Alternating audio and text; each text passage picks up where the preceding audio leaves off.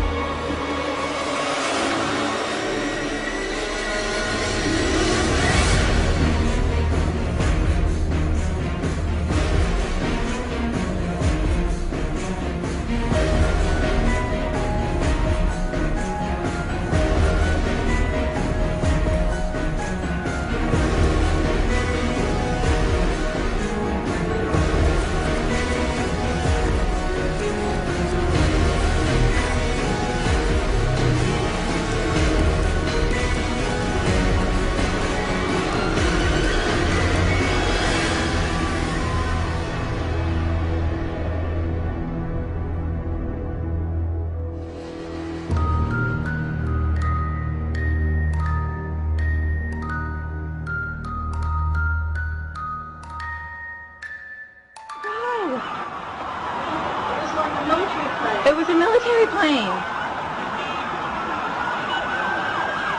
People are running away. Oh my God, we just saw it happen. Where's Bob? Oh my God. Back, a Fox employee, is on the phone with us. Mark witnessed this from what we understand. Mark, were you close enough to be able to see any markings on the airplane? Hi, gentlemen. How you doing? Yeah, there was definitely a blue logo. It was like a circular logo on the front of the plane, towards the definitely towards the front. It definitely did not look like a commercial plane. I didn't see any windows on the sides. Mark, if what you say is true, those could be cargo planes or something like that. You said you didn't see any windows in the side? I didn't see any windows on the sides. I saw the plane flying low. I was probably like a block away from the subway in Brooklyn, and that plane came down very low. And again, it was not a normal flight that I've ever seen at an airport.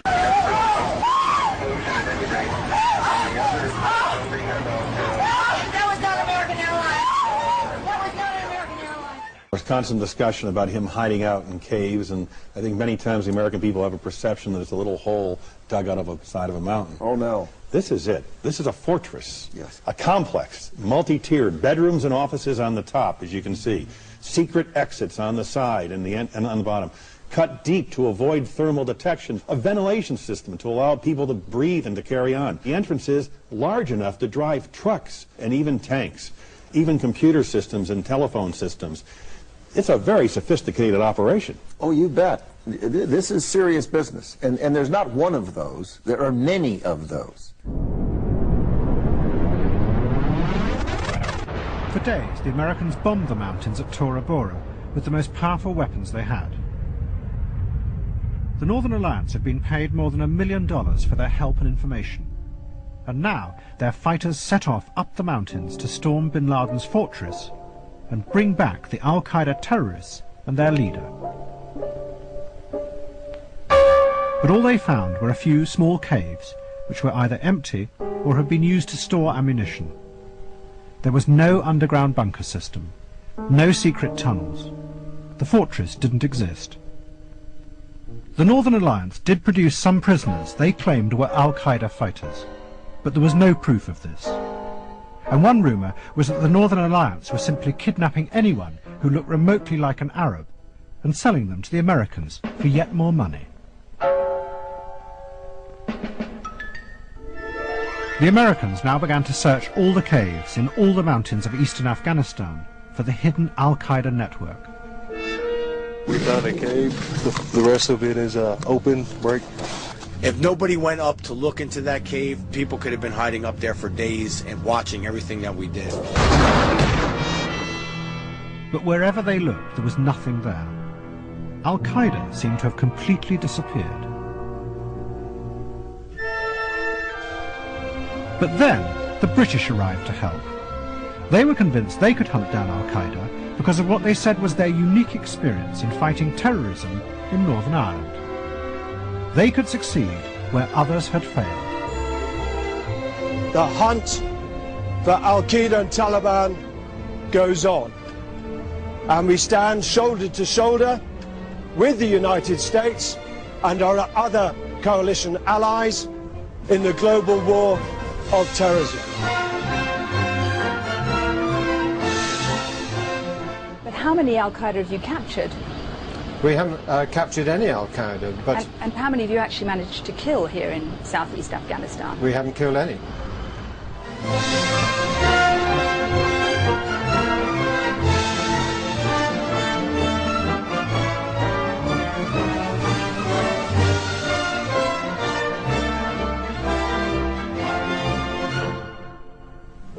The terrible truth was that there was nothing there because Al-Qaeda as an organization did not exist. We heard a very loud blast, an explosion.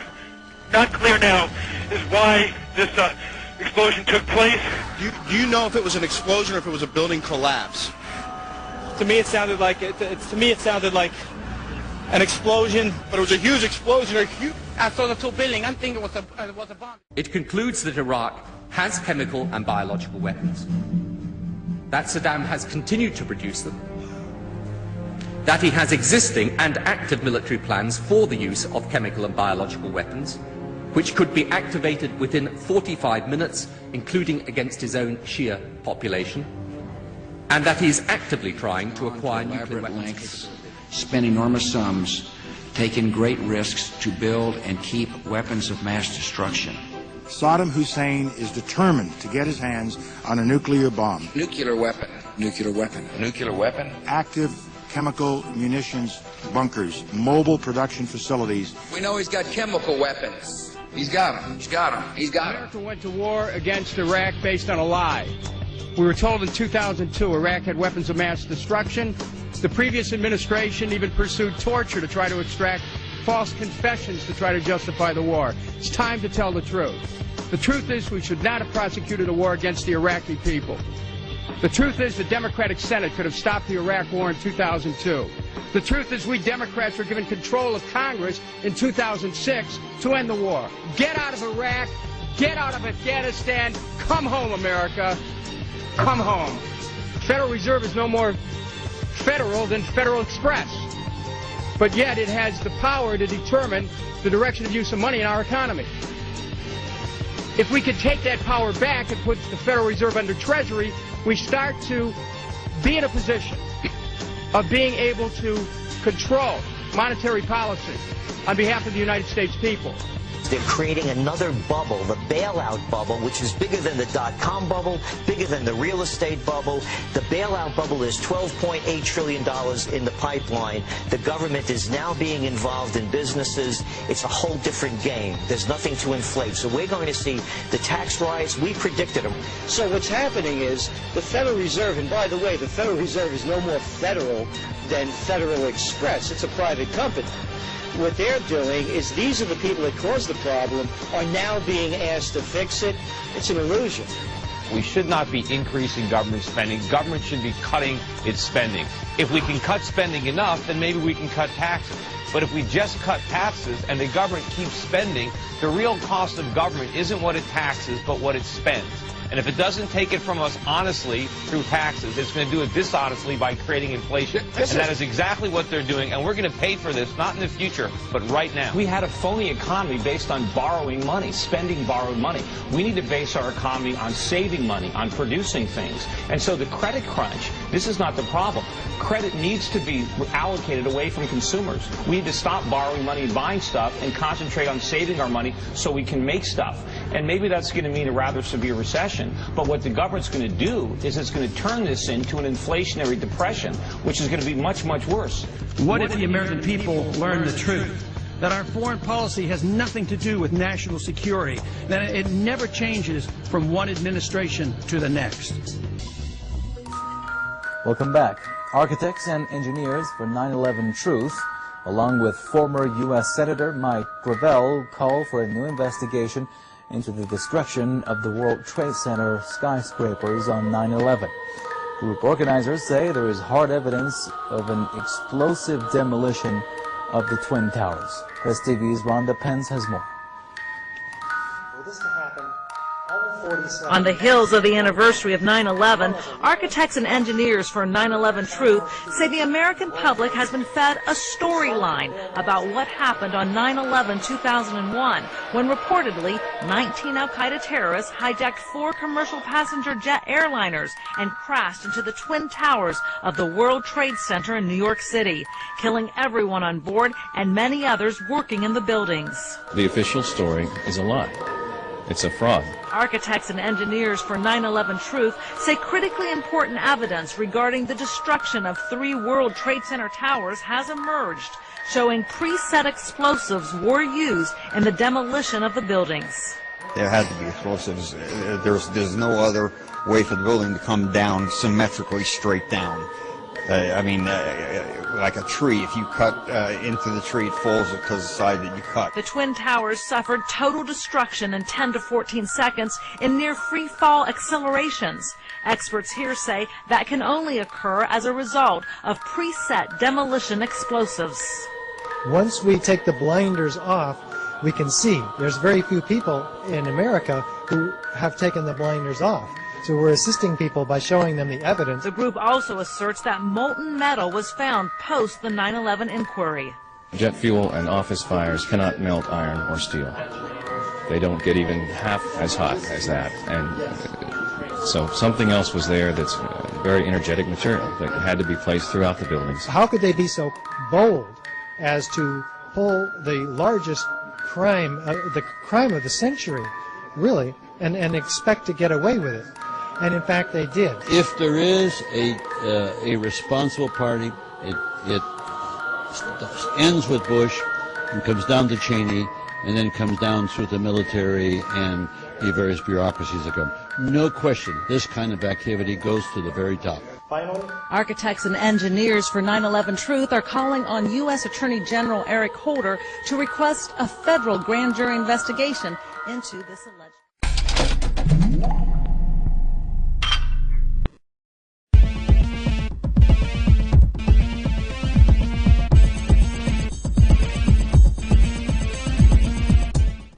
Hello folks, it's the 14th of May 2007, and a lot of you remember a few months ago the video surfaced on the internet of BBC reporter Jane Stanley on the afternoon of 9/11. About 25 minutes before Building 7 fell, she was announcing that the Solomon Brothers, or Building 7 as it's popularly known, had fallen.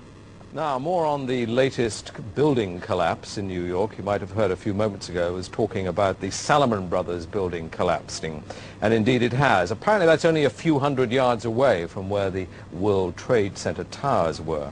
And it seems that this was not a result of a new attack. It was because the building had been weakened during this morning's attacks. We'll probably find out more now about that from our correspondent Jane Stanley. Jane, what more can you tell us about the Salomon Brothers building and its collapse? Well, only really what you already know. Details are very, very sketchy. There's almost a sense downtown in New York behind me, down by the World Trade Centers, of just an area completely closed off as the rescue workers try to do their job. But this isn't the first building that has suffered as a result. We know that part of the Marriott Hotel next to the World Trade Center also collapsed as a result of this huge amount of falling debris from 110 floors of the two twin towers of the World Trade Center. As you can see behind me, the Trade Center appears to be still burning. We see these huge clouds of smoke and ash, and we know that behind that there's an empty piece of what was a very familiar New York skyline, a symbol of the financial prosperity of this city, but completely disappeared now, and New York is still unable to take on board what has happened to them today. And then as soon as there was some confusion, it was obvious that it hadn't fallen, the satellite magically cut out and they lost their connection. Very, very traumatized people. That has hit them very, very hard. Jane, I think many of us, when we heard the news, perhaps on the radio earlier today, were completely flabbergasted by it and just couldn't comprehend it. I mean, it almost sounded too far-fetched. I was wondering what it's felt like for you being in Manhattan. Well, unfortunately, I think we've lost the line with Jane Stanley in Manhattan. Perhaps we can rejoin. Then a lot of the so-called 9/11 debunkers, who are really a group of congenital liars and manufacturers and projectors, claimed that it was a blue screen behind her, though you could see the window seals and clearly see it was out the window, and she was saying it was. BBC later admitted that it was indeed out a window, but they still say that's not the case. They say it's a blue screen, that they were just showing a video from earlier live after it had collapsed. Then another BBC channel, BBC 24, also reported live on the ground that Building 7 was going to fall 20 plus minutes before it fell. The very word secrecy is repugnant in a free and open society. And we are, as a people, inherently and historically opposed to secret societies, to secret oaths, and to secret proceedings. We decided long ago that the dangers of excessive and unwarranted concealment of pertinent facts far outweighed the dangers which are cited to justify it. Even today, there is little value in opposing the threat of a closed society by imitating its arbitrary restrictions. Even today, there is little value in ensuring the survival of our nation if our traditions do not survive with it. And there is very grave danger that an announced need for increased security will be seized upon by those anxious to expand its meaning to the very limits of official censorship and concealment. That I do not intend to permit to the extent that it's in my control. And no official of my administration, whether his rank is high or low, civilian or military, should interpret my words here tonight as an excuse to censor the news, to stifle dissent, to cover up our mistakes, or to withhold from the press and the public the facts they deserve to know. For we are opposed around the world by a monolithic and ruthless conspiracy that relies primarily on covert means for expanding its sphere of influence, on infiltration instead of invasion, on subversion instead of elections, on intimidation instead of free choice, on guerrillas by night instead of armies by day. It is a system which has conscripted vast human and material resources into the building of a tightly knit, highly efficient machine that combines military, diplomatic, intelligence, economic, scientific, and political operations. Its preparations are concealed, not published. Its mistakes are buried, not headlined. Its dissenters are silenced, not praised. No expenditure is questioned, no rumor is printed, no secret is revealed. No president should fear public scrutiny of his program, for from that scrutiny comes understanding, and from that understanding comes support or opposition, and both are necessary. I am not asking your newspapers to support an administration, but I am asking your help in the tremendous task of informing and alerting the American people. For I have complete confidence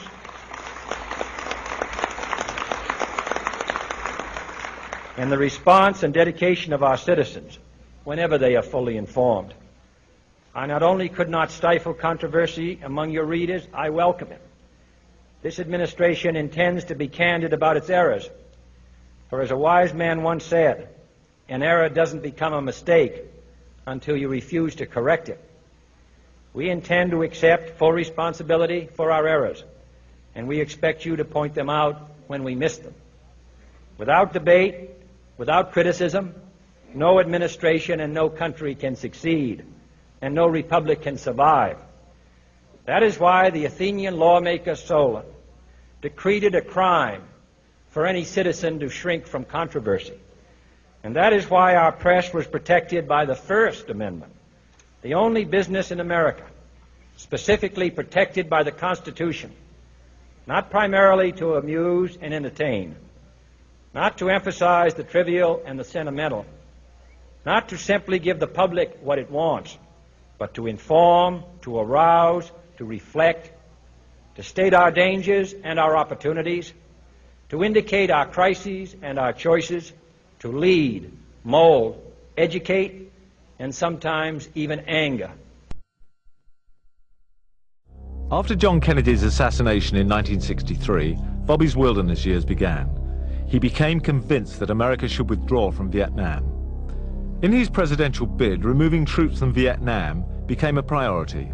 He spelled it out in his final interview, given minutes before he was shot. Had more Americans killed there in the last several weeks than any time during the war. And we're now, 6 months ago, we were talking about bombing Hanoi, and we're concerned about that because we're going to kill civilians. Now we're killing large numbers of them as we bomb Saigon. I just think that we just have to change our policies, and I would hope that the Democratic Party would recognize that. So my thanks to all of you, and now it's on to Chicago, and let's win there. Thank you.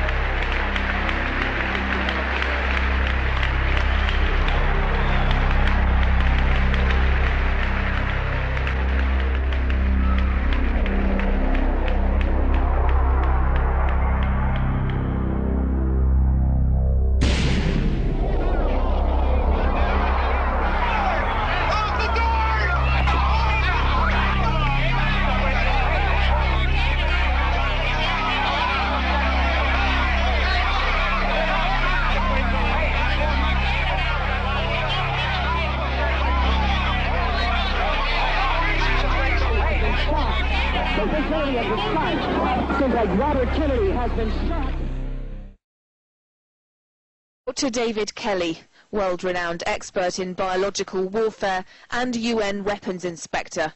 His historic legacy is his tragic death, following from his claims that the British government knew ahead of the 2003 invasion that Iraq didn't have weapons of mass destruction.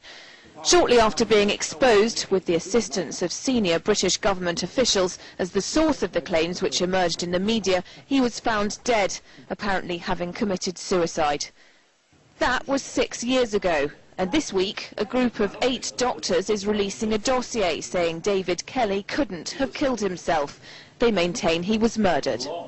The primary cause of death is given as hemorrhage, and we do not believe, as doctors and surgeons, that such hemorrhage would have been so rapid or so voluminous that Dr. Kelly would have died from that. We want to see an inquest for Dr. Kelly. I think it's highly likely that it will be found that there was foul play. They killed him. What Paul Wellstone could have done was he could have articulated a vision which would have been very clearly different than the vision of the Republican Party, clear enough for people to see, and start re-energizing the Democratic base that's been pretty much lost for a generation. The Senate has a grave duty to insist on a full debate that examines for all Americans the full range of options before us and weighs those options together with their risks and costs. And after he got done speaking, he come over to me, or come down, and he said, "Pat O'Reilly, my friend." And he gave me a big hug, because he's a wrestler. Each time he'd give you a hug, he'd just kind of take your breath away. He'd squeeze you so tight. But that was his way of being nice to people. Understand the history of this period. One of the big, unanswered questions are going to be, how is it that the main voice of opposition just vanished, just disappeared, just suddenly kind of like dropped out of the sky and died for no reason, and there never, ever, ever was a comprehensive investigation, and the political destiny of the country changed. He would have called for a vigorous investigation of 9/11. He was opposed to cover-ups. He wanted transparency in government. He believed in democracy. He was the most aggressive, consistent, reliable critic of the Bush administration during the history of its existence. He's not just a threat to the Bush administration, he's a threat to the interests that the Bush administration represented. A lot of interests, a lot of money to be made, military contractors and so on. He had Halliburton in court, and that he was standing against the multi-billion-dollar profits of the Iraq war machine. He certainly wouldn't have been in the pockets of the pharmaceuticals and people that are running the country. If you've learned anything new in jail while you were in jail, and he learned niggas trying to kill a nigga, man. Period. Yeah, how so? Government, man. I don't know, G. They on my ass. You know what I'm saying? I don't know how to shake these cats. You know what I'm saying? These are the big cats, John. I'm talking about these motherfuckers is President pushing them niggas, right? You know what I'm saying? Niggas on my ass, G. For real, G. You know what I'm saying? It ain't no smiles, G. You know what I mean? You don't see me grinning or shit, G. You know what I'm saying? It's like, yo, G, I got to shake these niggas. Which I still love MTV, but when it all go down, don't look at me and Biggie and be like, why is there a big East Coast, West Coast war when you're shooting this to 300 homes, 300 countries, telling them about an East Coast, West Coast war that they would never know exists. So that's where information becomes a problem. When and if it did, if it did exist, Pac, we wouldn't be here. So right, and if it exists, how we gonna be sitting in New York talking about it? We'll try to be better role models, and y'all try to stop putting that drama out there. You got a lot of power, a lot of responsibility. We both do. We both need to exercise greater restraint. I don't think like that no more, and not because of jail. But because of my confidence is there, my self-esteem, my self-respect. You know, I don't need that. But in the ghetto, that's the type of shit that we're taught. It's like in the army, you taught to kill, so you kill. You know what I mean? We taught that. My older niggas, we taught that. That the only thing we good for is our sexuality. Now I use that to make money, but I enforce my strength, my mind strength. That's what's more important to me now. The niggas see that this is not no accident. I plotted every single step from this to this. Right. You know what I mean? Everything is plotted. It's ill that the next shit is called Illuminati, because that's really what the Illuminati's on. That's why I put the K to it, because I want the niggas is telling me about this Illuminati shit while I'm in jail, right? Like, dollars. Right. That's another way to keep your self-esteem low. That's another way to keep you unconfident. Right. And I'm putting the K because I'm killing that Illuminati shit. Trust me.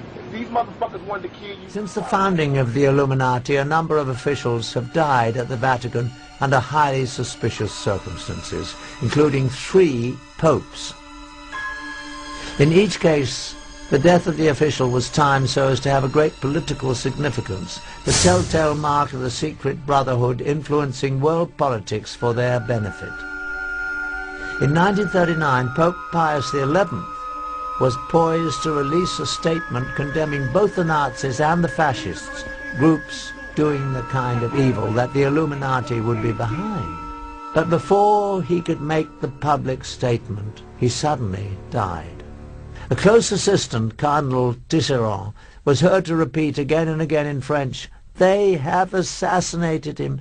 They have assassinated him. His body was quickly embalmed, making an autopsy and proof of cause of death impossible. In 1978, it seemed the secret brotherhood might again be using murder to manipulate the papacy. Paul VI suddenly died. Admittedly, he was frail, but the sudden worsening of his condition seemed all too convenient to many observers. However, this time, the Illuminati architects got a result they probably were not expecting: a pope who would be at odds with them, John Paul I. Almost immediately after he took office, the new pope showed a great deal of independence. It seemed that John Paul had a special distaste for the corruption he had seen was rampant in the Vatican's finances. While he was the Cardinal of Venice, the Venetian Catholic Bank was sold in a secret deal to the Vatican Bank for a greatly undervalued amount. Profits reaped by a few were estimated at more than $70 million, but the losses to the Venetians were great. The clergy of Venice even lost their pension fund. Instrumental in the deal were bankers Roberto Calvi, his mentor Sindona, and the director of the Vatican Bank, Bishop Marcinkus. After John Paul became Pope, these three were still in charge of investing much of the Church's money. In his new position, the pontiff had the power to investigate them and publicly bring out the facts. Altogether, he was poised to uncover illegal dealings that involved almost $1 billion. This would be a serious blow to the Illuminati, who were certainly behind the criminal financial dealings. The danger to the Pope became shockingly clear one day at a private meeting between John Paul and a Russian Orthodox Archbishop, Nicodim. As the meeting began, coffee was poured. Nicodim took the first sip and almost immediately collapsed to the floor and died. His face was very contorted in a horrible and unnatural grimace, as if the death was very painful. The stunned Pope carefully put down his own cup before he sipped. Certainly it came to his mind that the coffee must have been laced with poison that was meant for him. The official doctor, however, quickly proclaimed that the Archbishop had died from what had become the standard cause for deaths at the Vatican, a massive coronary. The experience proved so frightening that John Paul called a secret meeting with his top 4 cardinals to discuss the situation. The meeting took place on September the 28th, 1978. Only the 4 cardinals and the Pope were in the room. To this day, it is not known exactly what was said, but afterwards, the Pope was moved to take action. He ended the term of Cardinal Vilo as Secretary of State. This was the same Cardinal Vilo whose assistant had been blackmailed in the KGB films taken in 1972. Over the 6 years, this cardinal must have also been drawn into the Illuminati's web. Removing him meant that the Pope had uncovered at least part of the dark secret. But even John Paul could not avoid his fate at the hands of the Illuminati. That night, the pontiff retired earlier than usual and took with him detailed notes of the secret meeting to deliberate upon. At 5 a.m. the next morning, the Pope's closest attendant, Sister Vincenza, became concerned. His Holiness had never overslept before. She peered inside his door. John Paul appeared to be sitting in bed with the light on as if he were reading. Various papers were around him. But to her horror, his face was frozen in the same agonized contortion she had seen on the face of the dead Russian Nicodim only days before. After only 33 days as Pope, John Paul was dead. After more than 200 years of protecting their secret ways, the Illuminati was very thorough at covering its tracks. Although the Pope had relieved him of his Secretary of State duties just hours before, Cardinal Vilo took charge. As the senior cardinal, He was now, in essence, the temporary Pope. He first locked himself in the papal bedroom and collected prescription medicine from the bed table and most of the papers in the room, including notes of the secret meeting. Also taken were the candies the pontiff often enjoyed while reading, and even the Pope's reading glasses and slippers. All these items were never seen again. Next, Vilo sent Sister Vincenza away to a convent after forbidding her to tell anyone that she had found the pontiff dead and anything about what she saw. And then at 6:10 a.m. he ordered embalmers to be summoned. But the most shocking occurrence of all was that they arrived almost immediately. It was estimated that given the distance the embalmers had to travel, they must have been contacted at 4:45 a.m., 15 minutes before the time that the sister had discovered the Pope. At 7:30 a.m. a public announcement was issued. The cause of death was heart failure. Instead of Sister Vincenza, it was reported that the Pope's secretary, Monsignor Maggi, had found the body, and the time of discovery was changed to 5:30. By the time of the announcement, the embalmers had already done their work, just as in the all-too similar death of the Russian Archbishop only 23 days before. Any possibility of 100% accurate autopsy was eliminated. If foul play was involved in the death of John Paul I, the chance to prove it was conclusively gone forever. Lunches. When the cardinals finally entered the Sistine Chapel for the closed-door session Sunday morning, October the 15th, 1978, it became the scene of a theater of political manipulation on all levels. From promises whispered between cardinals to heated debates, with each ballot tensions elevated. After the 8th ballot, white smoke billowed up from the Vatican, signaling that a new pope had been elected. It also signaled a staggering defeat for the KGB and the Illuminati. The new pontiff was a staunchly anti-communist Pole, John Paul II. But the Illuminati does not accept defeat easily. On May the 13th, 1981, Mehmet Ali Agca, a man wanted in Turkey for murder, stood outside the Vatican Basilica in the crowd waiting for the Pope to ride through. According to Ali Agca's own account, John Paul came out of the Vatican about 5 p.m. in a white Jeep. As the Pope came by, Ali Agca pulled a pistol up and fired 3 times before being wrestled to the ground by the crowd. The pontiff was seriously wounded, but he would recover to continue his papacy. At first, Ali Agca asserted that he had acted on his own, but investigators became convinced that a much larger conspiracy had used the obviously unstable and dangerous man as a tool for assassination. Soon, Ali Agca admitted that the shooting was part of a Bulgarian conspiracy masterminded by the KGB. But of course, both Bulgaria and the Soviet Union denied any involvement. When the jury announced Ali Agca's conviction and life sentence, he seemed shocked that he'd been left to bear the responsibility for the crime alone. Then he began laying out the precise details of the conspiracy to Italian investigators, naming all those involved. On November the 25th, 1982, Serge Ivanov Antonov, an employee of the Bulgarian National Airline, was arrested in Rome and charged with involvement in the assassination attempt. Soon, the list widened to include 3 other Bulgarians and 4 Turks. In July 1983, as Agca was being transported to another facility, the world saw him publicly admit the KGB connection, as he shouted to reporters that the KGB and Bulgarian intelligence services were involved. Later, he explained that he had been trained in Bulgaria and Syria by KGB experts in international terrorism.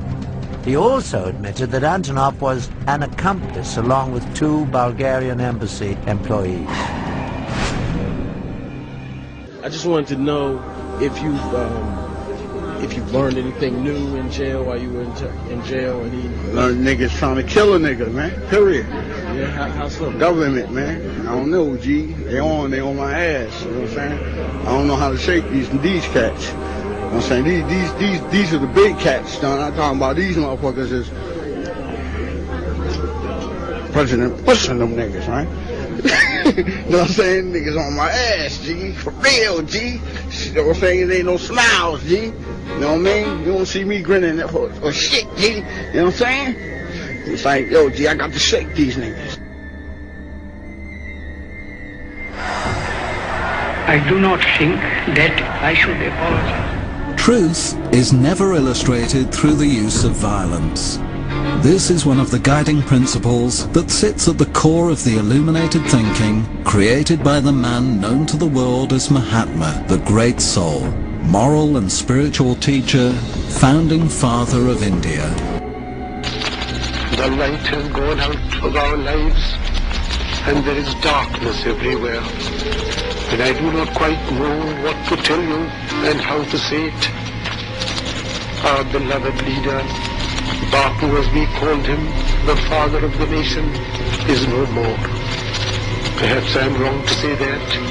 Nevertheless, we will not see him again as we have seen him for these many years. We will not run to him for advice and seek solace from him.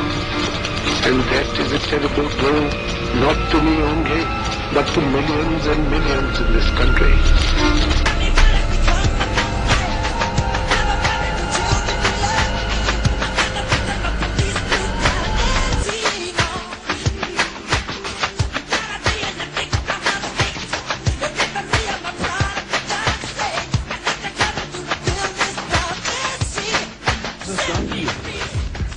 What has it done to my career? What has it done to your career? In what way? How has it impacted my touring, record album's sales? #1 all over the world.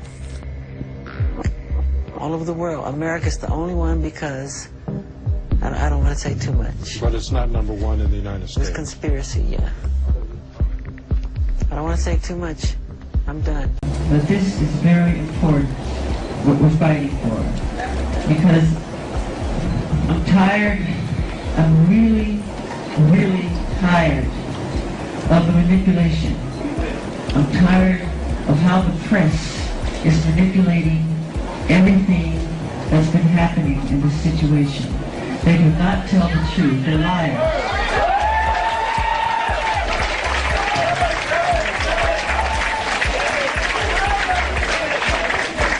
And they manipulate our history books. The history books are not true. It's a lie. The history books are lying. You need to know that. You must know that.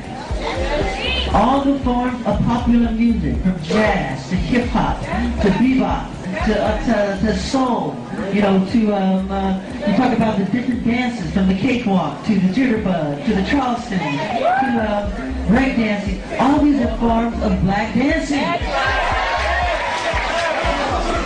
The minute I started breaking the all-time record in record sales, I broke Elvis's records, I broke Beatles' records.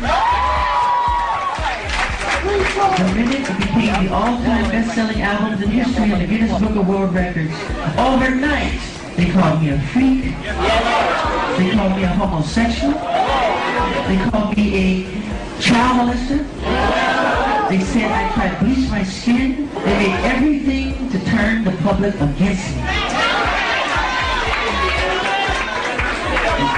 This is all complete conspiracy. You have to know that. It's time for a change. And let's not leave this building and forget what has been said. Put it into your heart. Put it in your subconscious mind. And let's do something about it. We have to. We have to. All right, Michael Jackson is in the hospital. He apparently suffered a heart attack. He was picked up at his home close to half an hour ago. His mother en route to visit him there after he suffered what appeared to be cardiac arrest.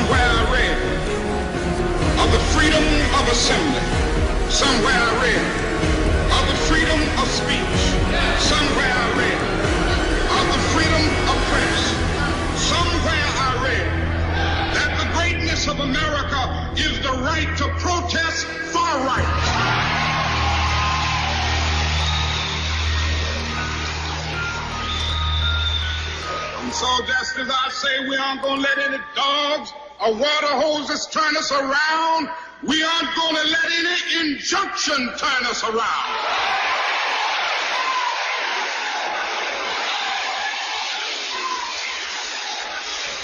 Well, I don't know what will happen now. We've got some difficult days ahead. But it really doesn't matter with me now, because I've been to the mountaintop. I don't mind. Like anybody, I would like to live a long life. Longevity has its place. But I'm not concerned about that now. I just want to do God's will. And He's allowed me to go up to the mountain. And I've looked over and I've seen the promised land. I may not get there with you, but I want you to know tonight that we as a people will get to the promised land.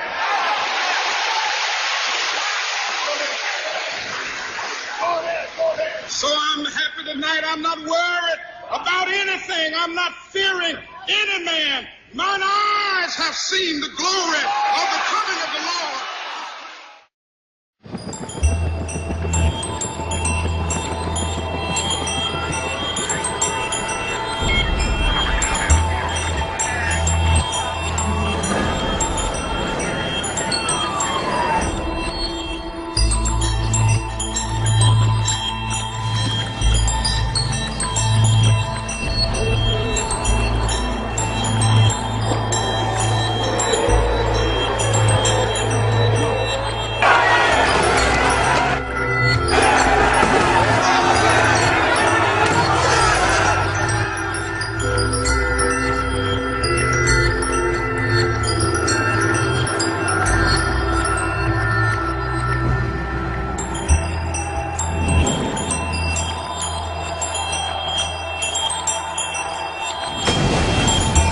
Aftershock. A new season investigates the impact of the global recession this September. Other news now. A woman says she's prepared to launch a high court challenge against the Met Police after claiming she was handcuffed, detained and threatened with arrest for filming officers on her mobile phone. 27-year-old Gemma Atkinson was questioned by police after officers carried out a routine stop and search on her boyfriend. Our reporter Paul Curran has been speaking to her. Back in March, Gemma Atkinson was travelling home with her boyfriend Fred. When they got to Aldgate East Station, Fred was stopped on suspicion of carrying drugs. Nothing was found, but when Gemma started to film the police, the whole thing escalated. Well, Gemma is here now. What actually happened? I was still filming when a man came over to me and told me that it was illegal under the Anti-Terrorism Act to film police officers. He, in fact, himself was a police officer, but he didn't identify himself as such. I put the phone in my pocket so he couldn't get to it because he was asking for me to hand it over, which I refused to do. So then he got other officers to come and hold my both arms and then come into me to try and get my phone out of my pocket. I was pushed into this alcove in the station and I was sort of yanked up and down for quite a while before I was handcuffed. No, this sounds a pretty frightening idea. Why did you decide to take such a stand? Because I think it's completely wrong what the police did. I think that they do this every day to other people and they're invoking their powers under the anti-terrorism law to stop a normal citizen, or sorry, it shouldn't be normal, but a citizen from filming to hold them accountable for what they were doing. Gemma, thanks for that. Now, Gemma has complained to the IPCC and she's also complained to the Met Police, but there's been no response from them.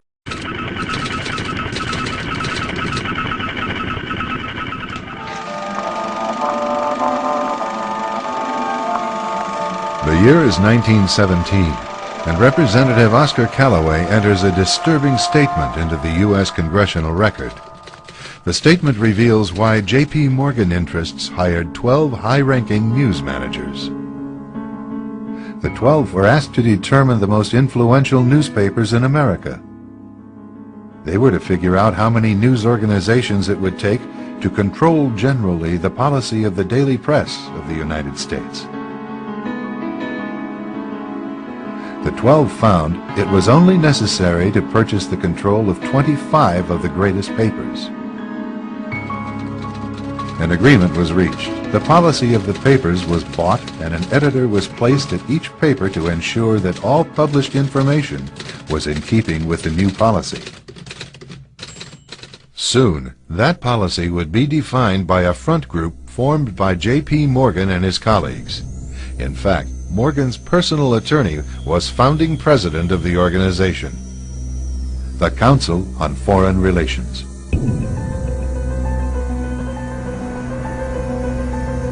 Today, the CFR maintains that its goal is to increase America's understanding of the world.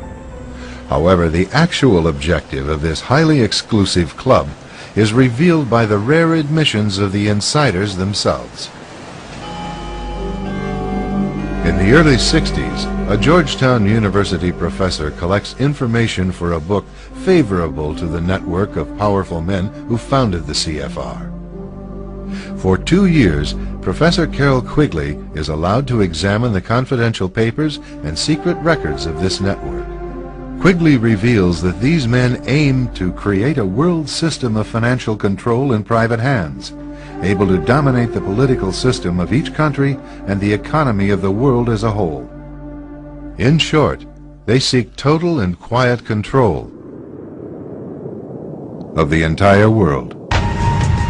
CFR members include America's wealthiest tycoons, as well as the highly placed elite in government, academic institutions, tax-exempt foundations, and the establishment media. Ruling Class Journalists, written by Richard Harwood, describes the CFR membership as the ruling establishment in the United States. The Washington Post article boasted that news reporters who are CFR members do not merely analyze and interpret foreign policy for the United States, they help make it. Who are these policymakers? Many of their faces are familiar. NBC's Tom Brokaw, CBS's Dan Rather, ABC's Barbara Walters, Jim Lehrer of PBS, William F. Buckley of National Review, media mogul Rupert Murdoch, owner of the giant multifaceted News Corporation. These media heavyweights, and many others like them, are members of the CFR. Powerful corporations are also invited to become members. At the close of the 20th century, CFR influence presided over far-reaching consolidations of media control. In 1995, CFR members Michael Eisner of Disney and ABC's Thomas Murphy merged their media empires. Soon after the merger, the Disney-ABC empire becomes a CFR corporate member. In the year 2000, the world's largest internet service provider, America Online, joins forces with Time Warner, one of the world's largest news organizations. The CEOs favoring the move are CNN's Thomas Johnson and Time Warner's Gerald Levin, both CFR members. Once again, another media giant is created under the shadow of CFR influence. He's Citizen Murdoch, the head of the world's biggest private media empire. Murdoch likes to own newspapers. Murdoch controls 175 newspapers, book and internet businesses, and some of the most popular and strident TV networks. You know what I'm doing? Shut up. Shut up about sex. Shut up. But how healthy is it to concentrate such global power in one man? It is not defensible as a part of any liberal democracy. 20 years ago, Rupert Murdoch was at the forefront of an ideological battle to break the power of British trade unions.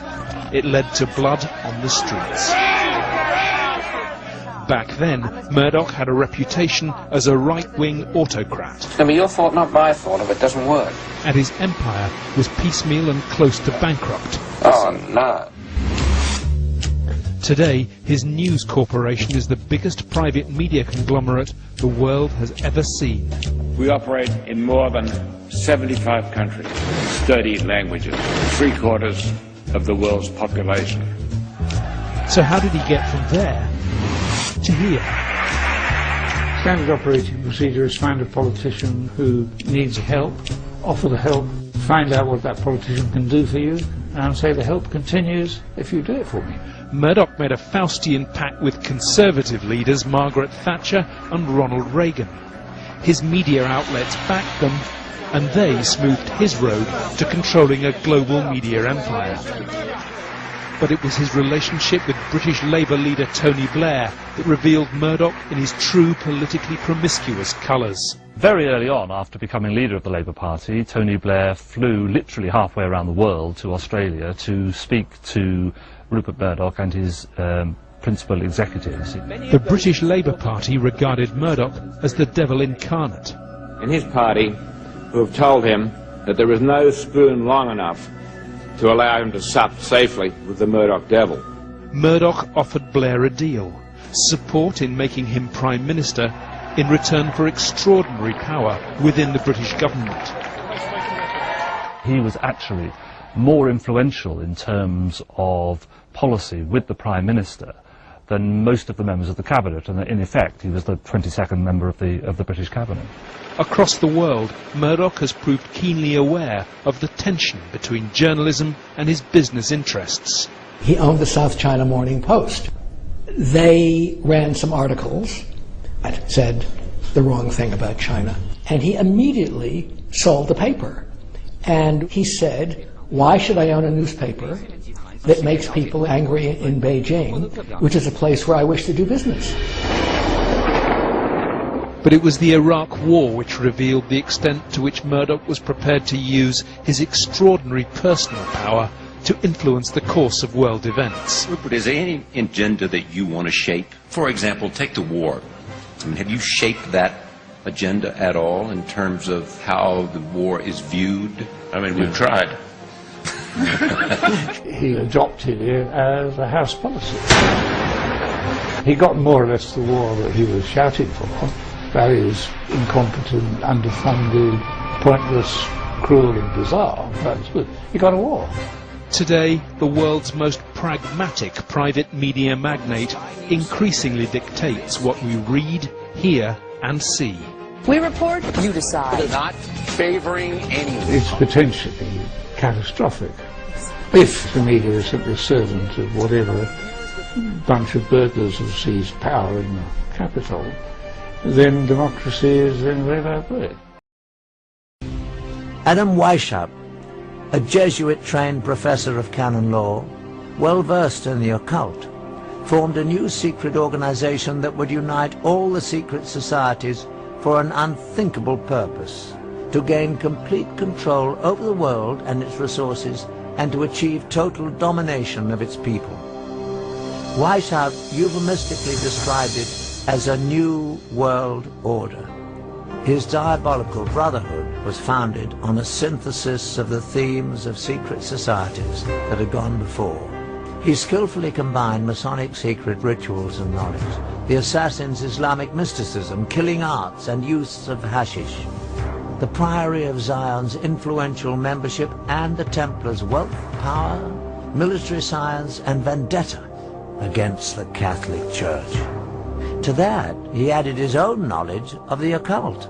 It was not an accident that he chose May the 1st, a very important date on the satanic calendar, for the founding of his society. The group was called the Illuminati. The public translation was intellectually inspired. But Weishaupt himself said in private that the word was derived from Lucifer and meant holders of the light. The official seal of the Brotherhood was a mystical, unfinished pyramid, and an eye above it with rays of light emanating in all directions. The eye represented the all-seeing, all-knowing nature of the illuminated Brotherhood reigning above the world.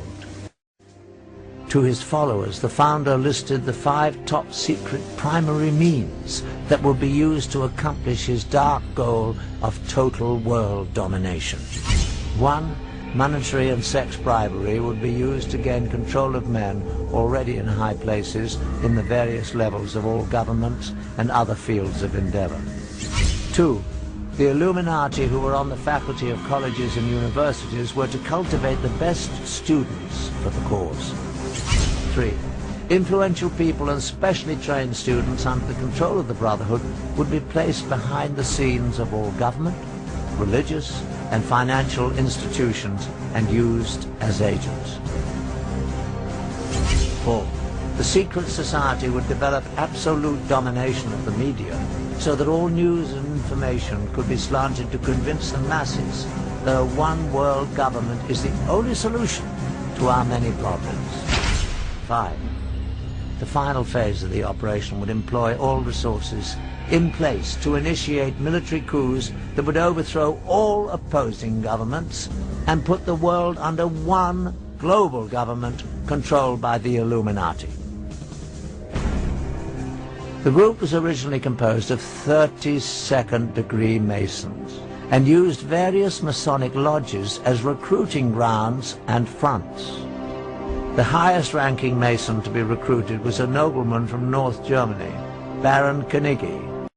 In a startling revelation within the classified documents we obtained, we find proof that the Illuminati infiltrated the Soviet Union and the KGB. These communiques between two high-level KGB agents actually refer to the original illuminated one, Adam Weishaupt, by name. They go on to allude to a connection with two past rulers of Russia, Joseph Stalin and Nikita Khrushchev. Our mission to place agents within the walls of the Vatican is a goal that the founder Weishaupt talked about 200 years ago. It is something that has been attempted through the years by both Stalin and Khrushchev with no success, but I believe we can finally do it this time. What's more, in the lab our investigators made an alarming discovery. A magnified view reveals that an unnoticeable dot, the period at the end of the final sentence on the page, is actually a seal. It is the unfinished pyramid with an iron triangle above it. The official insignia of the Illuminati, a marking used by the secret society since its creation in 1776. Freemasons, and as Elaine Quijano tells us this morning, it is a secret society that is still very well represented in Washington. John and Kieran, for all the conspiracy theories about Freemasons, this much is true. They can still be found at the highest levels of American government. From the Capitol to the White House, Freemasons throughout history have freely roamed the halls of power in Washington. 9 of the men who signed the Declaration of Independence were Freemasons, as were more than a dozen U.S. presidents, including George Washington, who famously laid the cornerstone of the Capitol building clad in his ceremonial Masonic apron.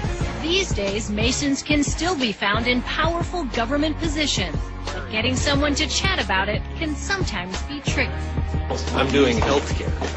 Senator Mike Enzi didn't break stride while explaining why he's part of the secretive society. It's a brotherhood built on constructing good men. You were both in Skull and Bones, the secret society. It's so secret we can't talk about it. What does that mean for America? The conspiracy theorists are going to go wild. I'm sure they are. I don't know. I haven't seen the web. Number 322? Tonight, we continue our special investigation of secret societies with a look into Yale University's Skull and Bones. You're about to learn what only a powerful few ever find out, what goes on at a club that's been shrouded in mystery for 177 years. What really happens behind the padlocked doors of this windowless building? The Tomb of Skull and Bones, Yale's oldest secret society. Its members include some of America's most powerful and privileged elite, all sworn to secrecy. Skull and Bones' only purpose is to get its members into positions of prominence around the world so that they can elevate other members to similar positions. That's it. Alexandra Robbins broke through the wall of silence to write Secrets of the Tomb, based on clandestine interviews with dozens of bonesmen. Only 15 Yaleys get picked each year. The society includes at least 3 U.S. presidents, Supreme Court justices, and too many senators and CEOs to name. In 2004, Bush versus Kerry was the first all-bonesman presidential election. You both were members of Skull and Bones, a secret society at Yale. What does that tell us? Not much, because it's a secret. And it's that secrecy that has allowed conspiracy theories to run wild on campus. It's great for the freshmen when they come in and they see it across from old campus and nobody really knows what goes on there. There are people who think that they run the world and it's just a giant conspiracy. If you haven't made $1 million by the time you hit 35 or something, they give you $1 million. What I imagine is just like a dark room with a lot of people sitting around it in hooded capes. No bonesman has ever publicly revealed the truth, but it's believed the 15 juniors are selected each spring based on a mix of family connections and their accomplishments. Initiation is actually pretty silly. Members dress in costumes, skeleton costumes, devil costumes, other costumes. Somebody's dressed up as Elihu Yale. The initiates have to do things like drink fake blood out of a skull. And share their deepest, darkest secrets. One of the first activities they participate in is called connubial bliss, or the sexual history. During CB, as it's called, each member must spend an evening standing in front of the other 14 bonesmen and recount his or her entire sexual and romantic history. Legend has it, true bonesmen have gone to even greater lengths to prove their loyalty. According to one such story, Prescott Bush, George W. Bush's grandfather, was part of a group that broke into the Oklahoma burial place of the Apache chief Geronimo and made off with his skull.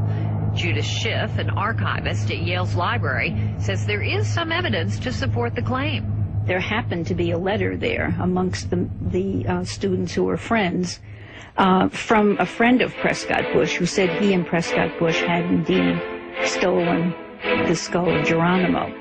While there is no independent information Geronimo's grave was disturbed back in 1918, there are photos of skulls inside the Skull and Bones tomb.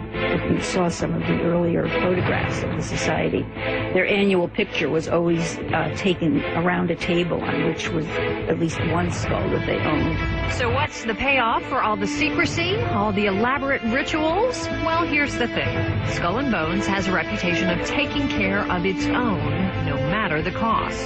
They will come to the aid of families if a man dies unexpectedly without money. They will assist the widow and the children. Not only that, Schiff says, but they have their own private retreat, Deer Island, off the coast of New York, and a world of ready investors and political contacts in the highest echelons of American society. Each member gets a catalog of the members of the society. It lists where they live, what they do, a little bit about their resume, how you can contact them. But the biggest mystery of all, what exactly is the point? Setting aside all the legend and myth, what has kept this secret society alive for all these years? Good old-fashioned networking for the super elite.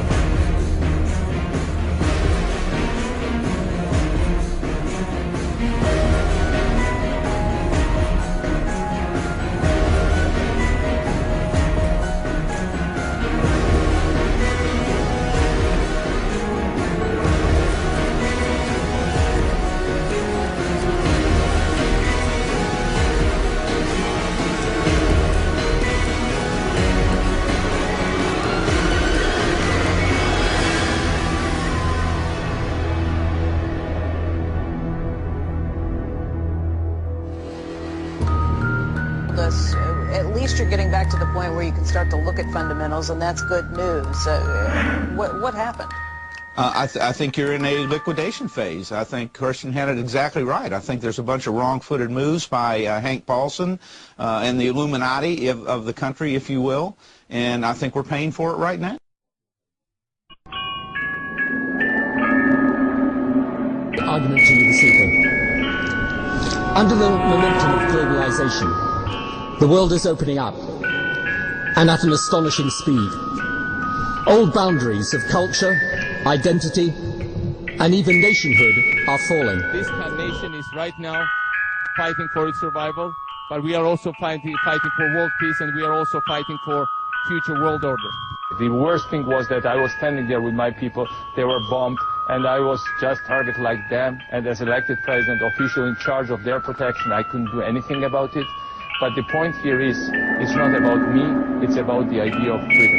It's about the future of the whole region. It's about the future of Europe and a new world order. Americans and Europeans alike will be required to do more, not less. Partnership and cooperation among nations is not a choice. It is the only way, the one way, to protect our common security and advance our common humanity.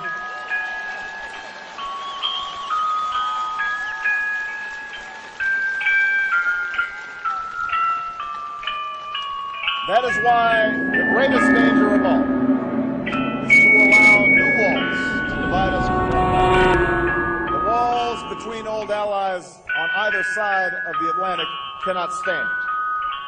The walls between the countries with the most and those with the least cannot stand. The walls between races and tribes, natives and immigrants, Christians and Muslims and Jews cannot stand. These now are the walls we must tear down. All these new challenges are bringing together about the biggest restructuring we have ever seen, not just of the global economy, but of the global order as a whole. And 200 years ago, a famous British Foreign Secretary said that the new world had been called into existence to redress the balance of the old. In 1990, another old world ended, dominated by the Cold War, and people talked then, in 1990, of a new world order. What they actually meant then was a new political order, and what was not foreseen then, but is obvious now from everything that we see and do, what we experience in every day of our life, is the sheer scale and speed and scope of globalization. And it's only now that we can begin to understand that the world order that globalization brings and what it's going to look like. It's driven forward now not just by the balance of military strength, the Cold War times, or ordinary political power. It's being driven forward by a seismic shift in economic power that we see around us. But what does the New World Order mean for countries like ours who are looking to succeed? I suggest that the countries that are going to succeed are those that combine flexibility, free trade, open markets, with proper stewardship of the environment and investment in education, infrastructure and innovation. And the question for us is how we meet and master all these challenges to ensure that Britain enhances its competitiveness in the process and realises what I believe is our destiny of success in this new world order. So, in conclusion, ladies and gentlemen, a new world is emerging. It is a new world order with significantly different and radically new challenges for the future.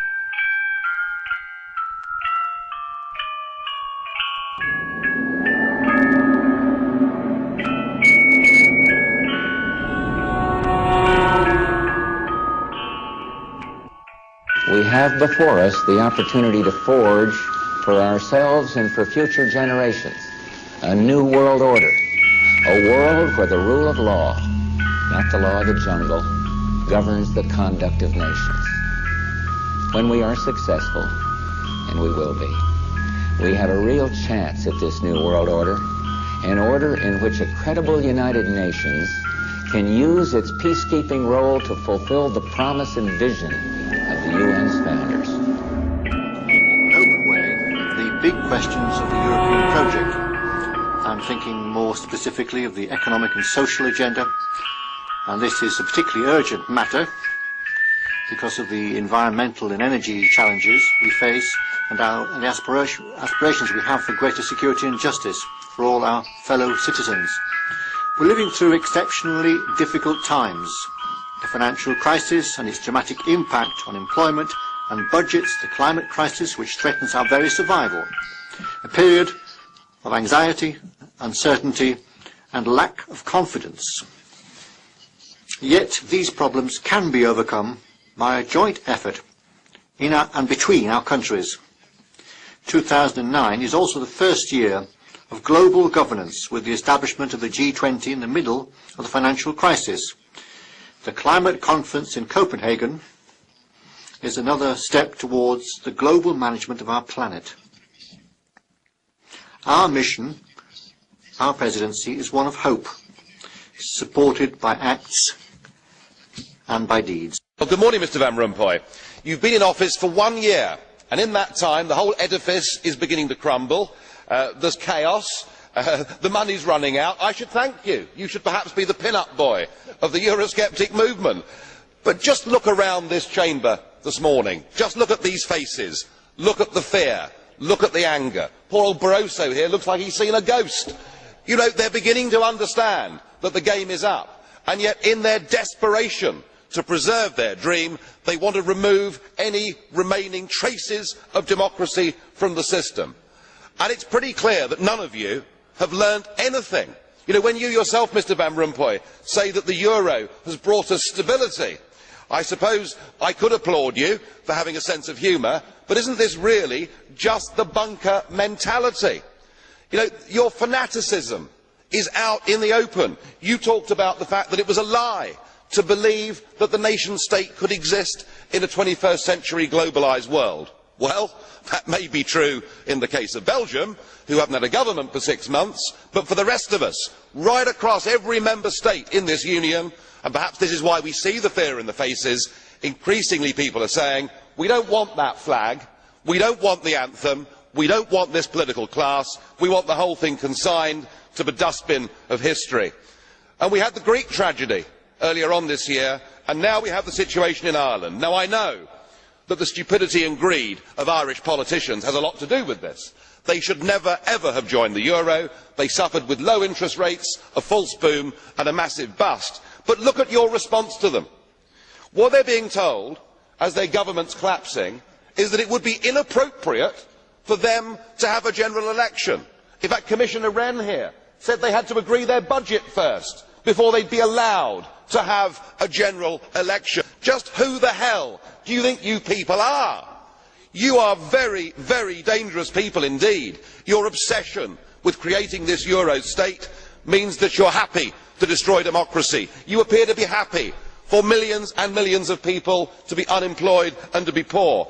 Untold millions must suffer so that your euro dream can continue. Well, it won't work, because it's Portugal next. With their debt levels of 325% of GDP, they're the next ones on the list, and after that I suspect it will be Spain. And the bailout for Spain would be 7 times the size of Ireland, and at that moment all of the bailout money has gone. There won't be any more. But it's even more serious than economics, because if you rob people of their identity, if you rob them of their democracy, then all they are left with is nationalism and violence. I can only hope and pray that the euro project is destroyed by the markets before that really happens. Thank you. Well, as I said last week, this is just the beginning. What you saw in Greece, I said was going to spread worldwide. I guess you could call this Workers of the World 2.0. Everyone knows what's going on. The banks are getting bailed out, and the people are being punished to pay for it. It's as simple as that. You know, as I've said this slogan as a Bronx guy originally, when people lose everything and they have nothing left to lose, they lose it. And these people, there's nothing to lose but everything. They don't have jobs. They're being taxed to death. They're being asked to suffer austerity measures to bail out the banks. Of course they're going to revolt. What would one expect? And, you know, there's been a lot of speculation about what specific country is next. We've been seeing a lot about Japan, one of the world's largest economies, on the brink of a crisis. And today, Spain announced budget cuts similar to those that prompted the violence and outrage we saw in Greece. What do you think specifically is going to happen next?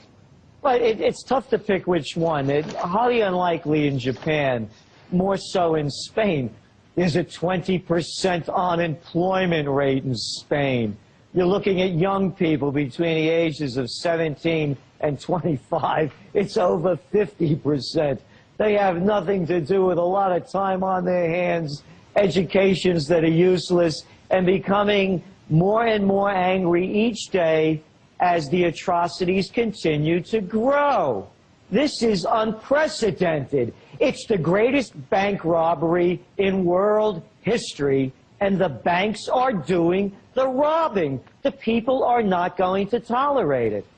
And Mr. Salente, are we at the point where people are so angry that nothing will be able to calm them down? Is there anything that can be done to stop all this madness? I mean, it seems like governments are taking these measures to supposedly prevent even worse financial calamities. Is it at the point where any action by the government will be perceived as suspicious?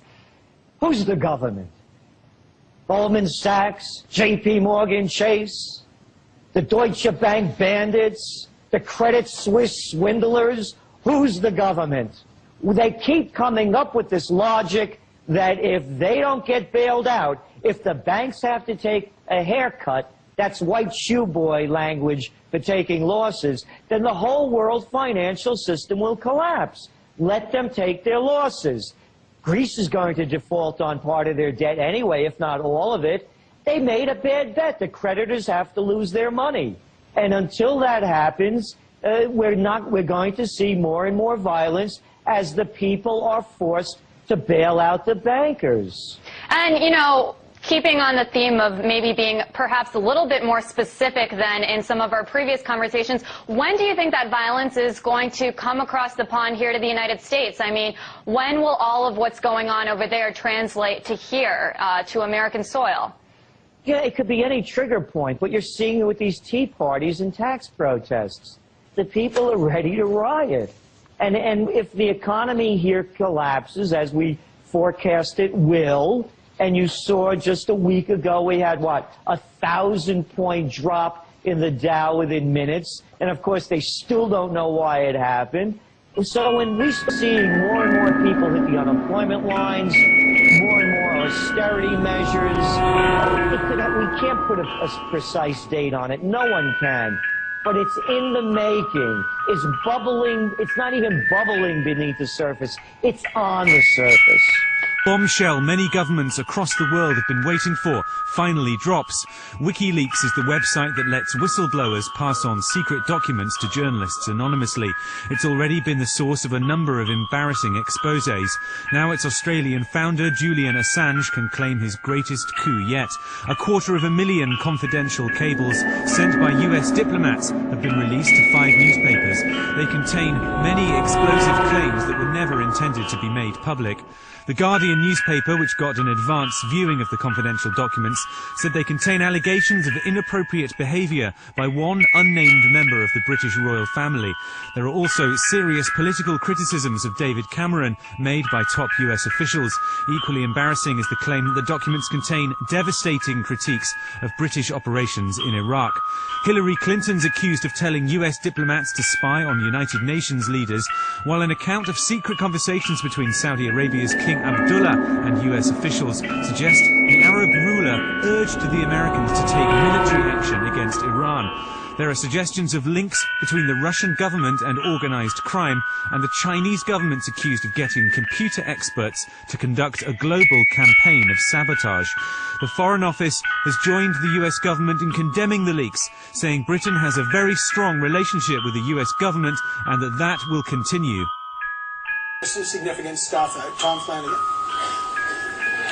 Well, I think Assange should be assassinated, actually. I think Obama should put out a contract and maybe use a drone or something. You know, there's no good coming of this. I agree some of the stuff is quite titillating to read. I was really struck by the revelations. Tom, that's pretty harsh stuff. Just for the record, that's pretty harsh stuff. Well, I'm feeling very manly today. But the revelations about the Arab diplomats asking the United States to bomb Iran, that's extremely interesting, and yet these guys have to live next to Iran. Now the Iranians know exactly what the king of Saudi Arabia has supposedly said. This is really not stuff that should be out.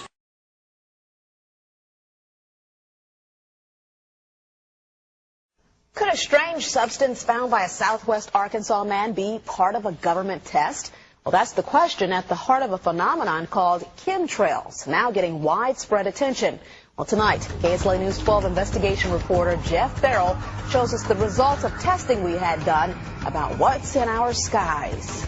It seemed like some mornings it was just crisscrossing the whole sky. It was just like a giant checkerboard. Bill Nichols snapped several photos of the strange clouds from his home in Stamps, Arkansas. They begin as normal contrails from a jet engine, but do not fade away like a normal contrail. Soon after, he saw particles in the air. Because we'd see it drop to the ground in a haze. Nichols then noticed the material collecting on the ground. This is water and stuff that I collected in bowls. I had it set out in my backyard on my dad's pickup truck. KSLA News 12 had the sample tested at a lab. The results? A high level of barium, 6.8 parts per million, more than 3 times the toxic level set by the EPA. Armed with these lab results about the high levels of barium found in our sample, we decided to contact the Louisiana Department of Environmental Quality. They told us that yes, these levels are very unusual, but at the same time they added the caveat that proving the source is a whole nother matter. Barium is a hallmark of other chemtrail testing, which even attracted attention from a Los Angeles TV station. There's already no shortage of unclassified weather modification programs by the government.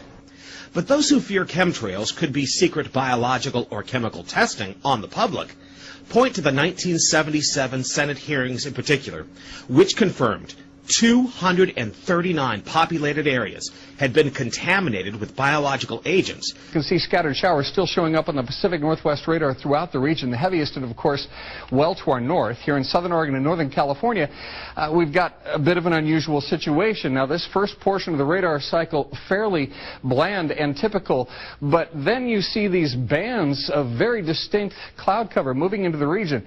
That is not rain, that is not snow, believe it or not. Military aircraft flying through the region dropping chaff.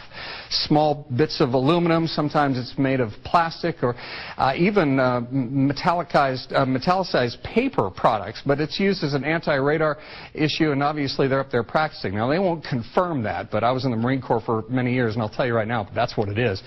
50 in Medford right now, 40. Tonight, a community in the San Bernardino Mountains has a real mystery on its hands. The official explanation here is that jet contrails are causing strange lines in the sky and that it's pollen making people sick on the ground. But others are convinced it is something else, and they ask, is the government experimenting with our weather? There was a huge dust cloud. Longtime Cedar Glen resident Gretchen Sherman says she has never seen anything like it. Yes. How big was it? Oh, it covered the entire Cedar Glen area. A cloud of dust, leaving a sticky yellow slime all over her car. It happened again last February, and calls began pouring into the local Alpenhorn newspaper. And they had a tremendous upsurge of children that were not going to school at that time. Pharmacist Ed Burrows says it is the most mysterious illness he's seen in 22 years on the mountain. A lot of eye infection problems, upper respiratory problems, nosebleeds. The nearby March Air Force Base say it didn't come from them. Others said it was a pollen cloud. The Department of Health found a yellowish tint on a tissue submitted for testing. But, quote, there was no sign of any biological form, such as cedar pollen, and the test was ruled inconclusive. And it wasn't long before things ballooned into a sky-high mystery. The story is not just here in Crestline and the alleged yellow cloud. People say the government is up there in airplanes spraying all kinds of chemicals to change or manipulate the weather, leaving what you see there, and they call that a chemtrail. Moving the birds. There was a dead bird on my stoop. But then I just looked a little beyond and saw other dead birds on my steps. And then she says she looked around and there were dead birds as far as her eyes could see. I walked over to my car, stepping over them. The U.S. Department of Agriculture confirms it is responsible for the controlled kill to reduce the European population.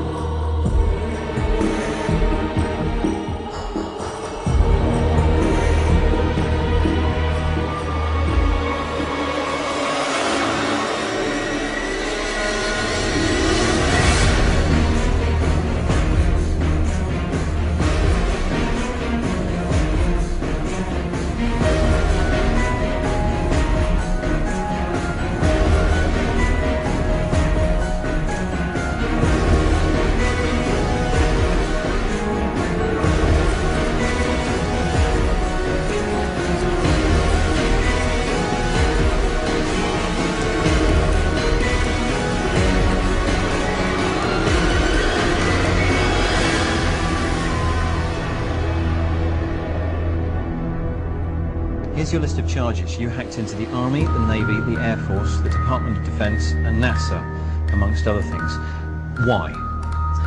I was in search of suppressed technology, you know, laughingly referred to as UFO technology. I think it's the biggest kept secret in the world because of its comic value. But it's a very important thing. We've got old age pensioners can't pay their fuel bills. We've got countries being invaded to get award oil contracts to the West. And meanwhile, secretive parts of the secret government are sitting on suppressed technology for free energy. So how did you go about trying to find the stuff that you were looking for in NASA, in the Department of Defense? Well, I assumed that although it's part of a secret government project, there must be military ties. I'd read 400 expert witness testimonies, ranging from civilian air traffic controllers through military radar operators, all the way up to guys that were in charge of whether or not to launch nuclear missiles. So it's very credible people. All of these people had said that there are UFOs, they are alien. We're using anti-gravity and reverse engineered technology that came from captured UFO craft. We're using anti-gravity? Yeah. Right now? Who's using anti-gravity? Secret compartmented parts of the government. The U.S. claims that between March 2001 and March 2002, Mr. McKinnon hacked into the systems of NASA, the United States military, and the U.S. Department of Defense from his home computer in North London. And among other things, deleted user accounts, operating system files, and copied account names and passwords to his own computer. McKinnon admitted that he hacked into the systems, saying that he was looking for evidence of UFOs. Authorities in the UK never charged him, but in 2002, the U.S. requested his extradition. But McKinnon's legal team and family say he never intended to utilize any of the information he accessed, that he suffers from Asperger's syndrome, and that extradition to the United States could even lead to his death. One of the things about going to America is that he wouldn't be able to have access to his family, he wouldn't be entitled to visits, his family probably can't afford to visit. And so it would be, you know, really, really traumatic for him. I mean, he's suffered dreadfully with depression over this case for the last 7 years. We have medical reports that say he'd be an undoubted suicide risk if he was extradited. Public awareness of McKinnon's plight is growing rapidly within the UK. A national newspaper has taken up his campaign. And celebrities, including Bob Geldof, Chrissie Hynde from The Pretenders, and David Gilmour from Pink Floyd, have recorded a song of support.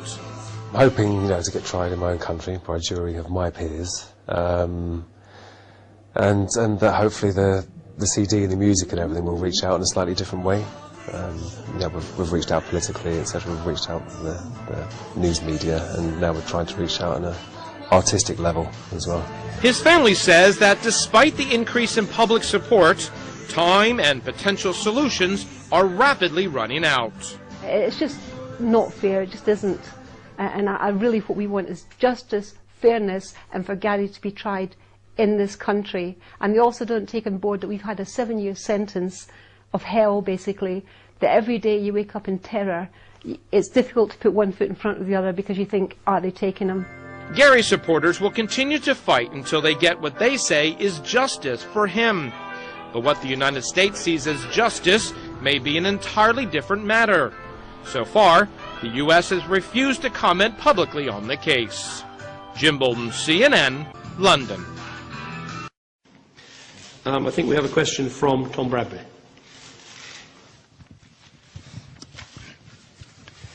Mr. President, Tom Bradbury, ITV News. Quite a lot of people in the UK feel that your determination as a country to continue to push for the extradition of computer hacker and Asperger's sufferer Gary McKinnon is disproportionate and somewhat harsh. Do you think it is time now to consider some leniency in this case?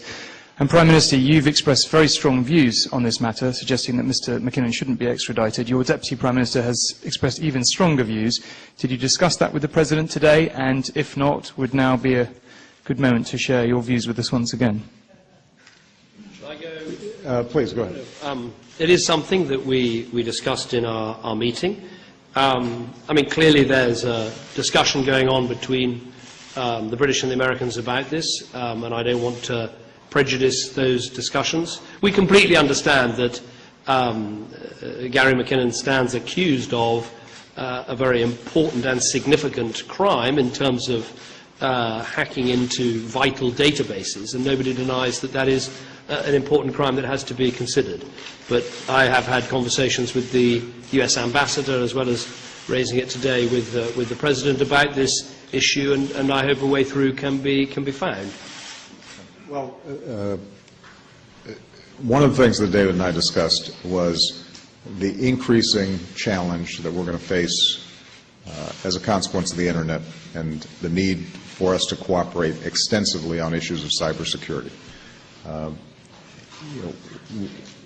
We had a brief discussion about the fact that although there may still be efforts to send in spies and try to obtain state secrets through traditional Cold War methods, the truth of the matter is these days where we're going to see enormous amounts of vulnerability when it comes to information is going to be through these kind of breaches in our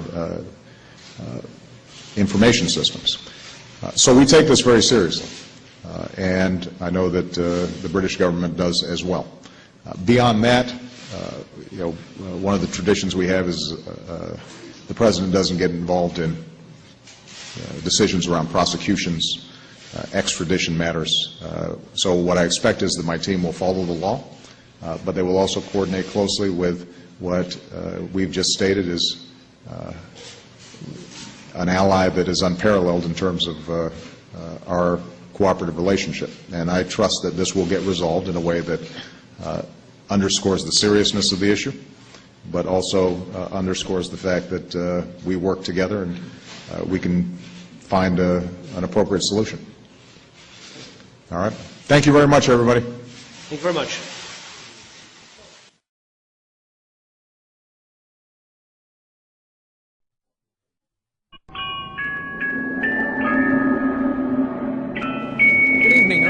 Today, while we were on the air with live coverage of a news conference called by President Bush at the White House, the moment that got everybody's attention was when the president talked about Iran, nuclear weapons, and the prospect of World War III.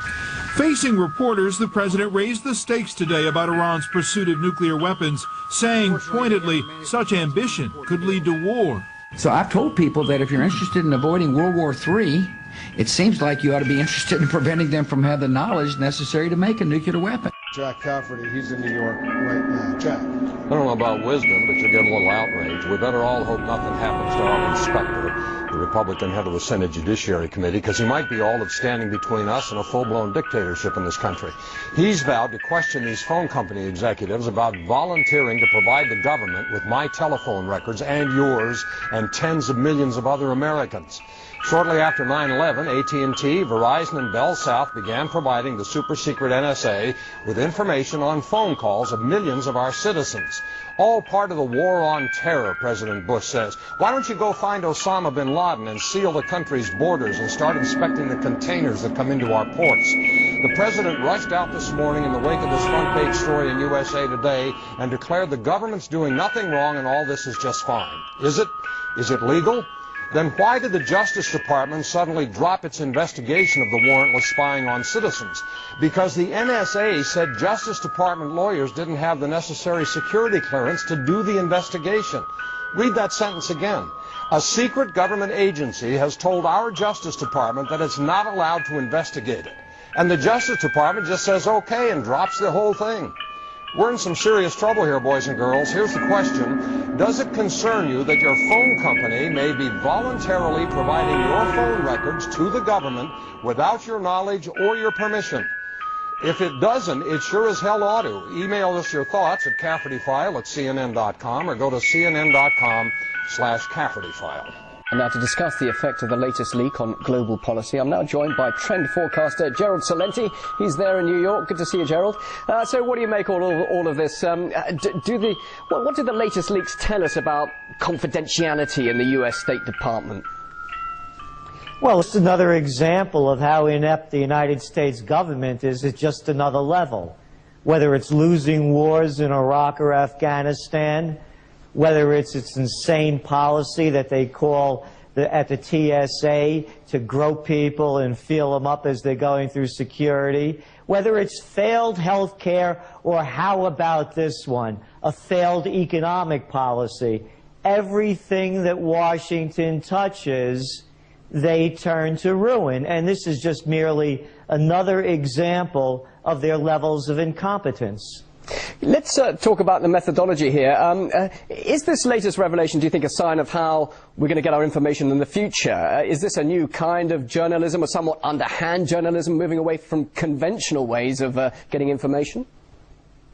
I think it is a new way of journalism, because journalism today in the American media is a disgrace. You know, how about, you know, look at the garbage they talk about. Michael Jackson for months on end, Tiger Woods.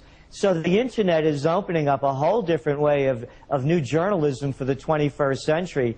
And this is an example. I heard Hillary Clinton's quote about how American foreign policy is public.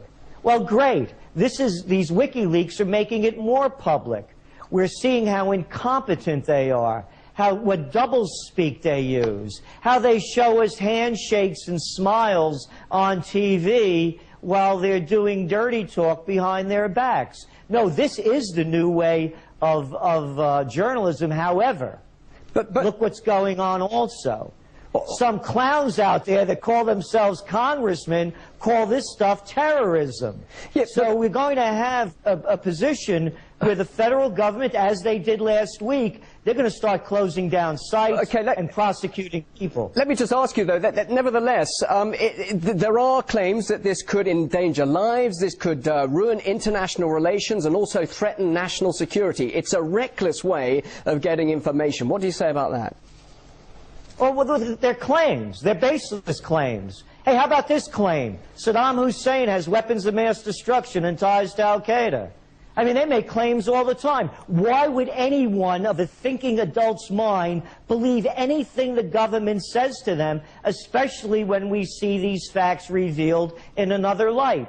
Read my lips, no new taxes. I didn't have sex with that woman, Monica Lewinsky. I smoked, but I didn't inhale. We, the people, should have the right to this information. They want a transparent government. Let's have it. But what about the dangers where this can definitely affect relations either between the US or Russia, or as we've seen between Saudi Arabia, the US and Iran? I mean, this is very dangerous, sensitive stuff, all based on what many say is just chat between diplomats, but it's actually being made public that can be extremely damaging. And it's not actually official line, though. This is more than chat. This is more than chat between diplomats. This is what's really going on. How about this being damaging to the public? How about the crown prince of that democracy, Saudi Arabia, telling the Americans that we should go to war to fight his battles? And that's who the people, the American boys and women and men and women die for? Yeah, we should have every right to this information. It shouldn't be hidden information. What is this, coming from higher ups? No, make it public. Let's everyone know what's going on. This isn't diplomatic talk. This is doublespeak. Just finally, you mentioned earlier that you do agree that this could be a new form of journalism and a way of accessing information. Now, do you think, though, that WikiLeaks will continue to reveal classified documents, or do you think the US administration will actually succeed in shutting up the whistleblower, which, of course, it would love to do? It's very hard to tell, but boy, this guy's life is on the line. I read some of these comments that people want to blow his brains out, and then we have these crazy congressmen that want to call him a terrorist. So no, they're going to try to stop it every way they can, but you know, it's very difficult to say where it's going to go. Well, it's very interesting to hear what you have to say. Gerald Celente joining us live there in New York. Thanks very much indeed for your input here on RT. Thank you. Hey, thank you.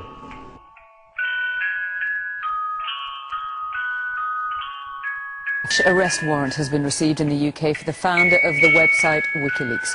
Julian Assange could appear before a magistrate within 24 hours. Over the last week, his whistleblowing website has published hundreds of secret American diplomatic documents which have angered and embarrassed the US government. His supporters claim that the warrant is a way of silencing him, but Mr. Assange is wanted in Sweden for questioning about sexual assault. He's not been charged. Our security correspondent, Frank Gardner, has the latest.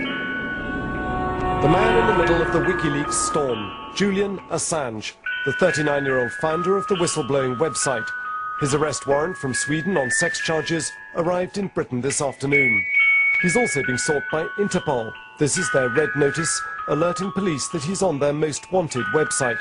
But his lawyer says arresting him makes no sense. Should the police or anyone else want to get hold of Julian Assange, they know exactly how to do that. In fact, the Swedish prosecutor knows how to do that. He's been trying to meet with this Swedish prosecutor since August of this year. That's because two women in Stockholm in a nearby town have accused Mr. Assange of sexual assault there in August. He says they had sex by consent and he denies wrongdoing. An earlier Swedish arrest warrant was rejected. His associates say the allegations are politically motivated because of all the WikiLeaks revelations. He's recently been in hiding. There have been threats to his life. There has been an incitement to commit murder by people in high places, which is outrageous. And under the circumstances, it's quite normal that he will keep a low profile. Julian Assange is an unusual individual. Dedicating his life to free speech and accountable government, he roams from place to place with little more than a laptop and a change of clothes and a rucksack. His hair has turned prematurely grey. The issue is not my safety. Rather, the issue is the safety of our sources. So this is some simple precautions, but it's enough to make it costly and inconvenient to spy on us and try and find out who our sources are. Julian Assange has become like a scarlet pimpernel for the US authorities. He's this elusive thorn in their side. The question now, though, is whether the Swedish arrest warrant is based on genuine suspicion of criminality in that country, or whether, as some suspect, this is Sweden doing America's bidding to get back at somebody it considers to be a threat to its national security. We have a very serious criminal investigation that's underway, and we're looking at all of the things that we can do to try to stem the flow of this information. The net appears to be closing on the WikiLeaks founder. It's understood Scotland Yard now have the arrest warrant for him. As soon as they find him, he's likely to appear at a magistrate's court within 24 hours, pending extradition to Sweden. WikiLeaks have said the release of classified documents will continue. Frank Gardner, BBC News. The recent arrest of WikiLeaks founder Julian Assange has sparked protests by his fellow Australians. Hundreds marched in Sydney claiming the arrest amounted to a violation of freedom of expression. Such suspicions have also been raised by Russian Prime Minister Vladimir Putin. Putin was asked what he thought of a US diplomatic cable issued by WikiLeaks that called him the alpha dog ruler of Russia. He replied, "Do you think the American diplomatic service is a crystal clean source of information? Do you really think so? If it's a full democracy, then why have they hidden Mr. Assange in prison? That's what democracy." Using a Russian equivalent of the expression, the pot calling the kettle black, he added, "Maybe other people's cows can moo, but not yours." Assange has also been defended by the president of Brazil. Luiz Inácio Lula da Silva said his arrest was an attack on the freedom of expression and criticised other governments for staying silent. Assange has been denied bail and remains in custody in the UK, where he handed himself over to police to face sexual misconduct charges. Have you with us? There's about to be a new pair of eyes watching over what internet users in the US are doing online. The country's new cyber czar is supposed to protect the nation's networks from attack, but it'll also give the White House unprecedented surveillance access over the internet. Well, to talk more about what this means for computer users like you and me, I'm joined by investigative journalist and RT contributor Wayne Madsen, and he's recently written about the Cyber Czar program. Wayne, good to see you there. Tell us more about the Obama administration's choice for the job. Firstly, his name is Tom Davis. Now, he's the man, didn't he back George W. Bush's internet surveillance powers? Well, when Tom Davis was a Republican congressman from the state of Virginia, he was the chairman of the quite powerful House Government Operations Committee. Davis absolutely supported all of George W. Bush's initiatives. He was very tough on national security whistleblowers, including those from the National Security Agency, which is ultimately going to have the power to conduct this type of internet surveillance. Congressman Davis, a Republican, was also very supportive of the Bush administration's desire to classify information in the public domain. So he's not been a very good friend of privacy, and the choice of Davis has really raised some eyebrows among people who thought that Obama meant what he said when he said he was committed to restoring privacy. He said that during the campaign, but his actions actually look like he's taking another direction entirely. Well, Wayne, you mentioned that word privacy. Let's look at the implications of this. Does this actually mean that every time you, say, log on to Facebook, Twitter, or these other social networks, or indeed even check your email, that there'll actually be a government watchdog, in effect, sitting by your side and watching everything you're doing?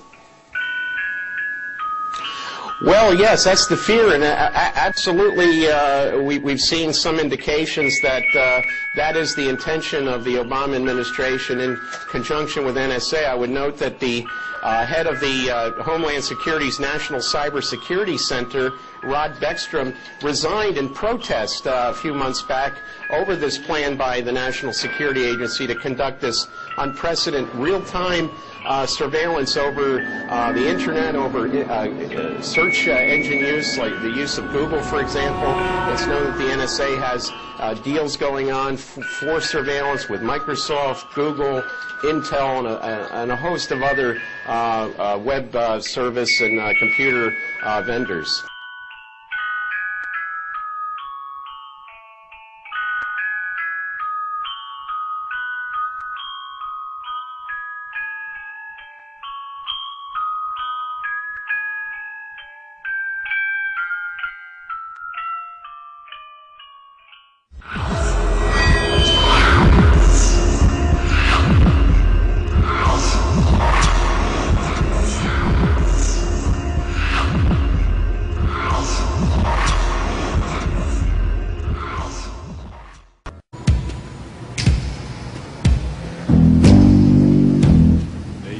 Their tongues to deceive. The venom of snakes is under their lips, and their mouths are full of bitterness and curses, and in their paths nothing but ruin and misery, and the fear of God is not before their eyes. They have taken the hearts and minds of our leaders. They have recruited the rich and the powerful, and they have blinded us to the truth. Our human spirit is corrupted. Why do we worship greed? Because outside the limit of our sight, feeding off us, perched on top of us from birth to death, are our owners. Our owners. They have us. They control us. They are our masters. Wake up!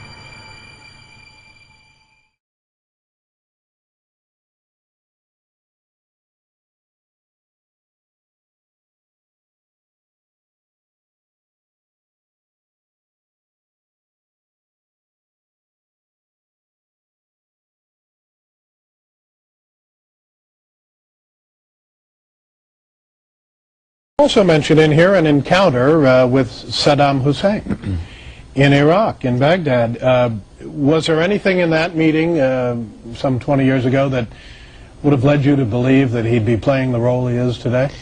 I don't think so, but in the light of what's happened, it certainly makes it all the more interesting.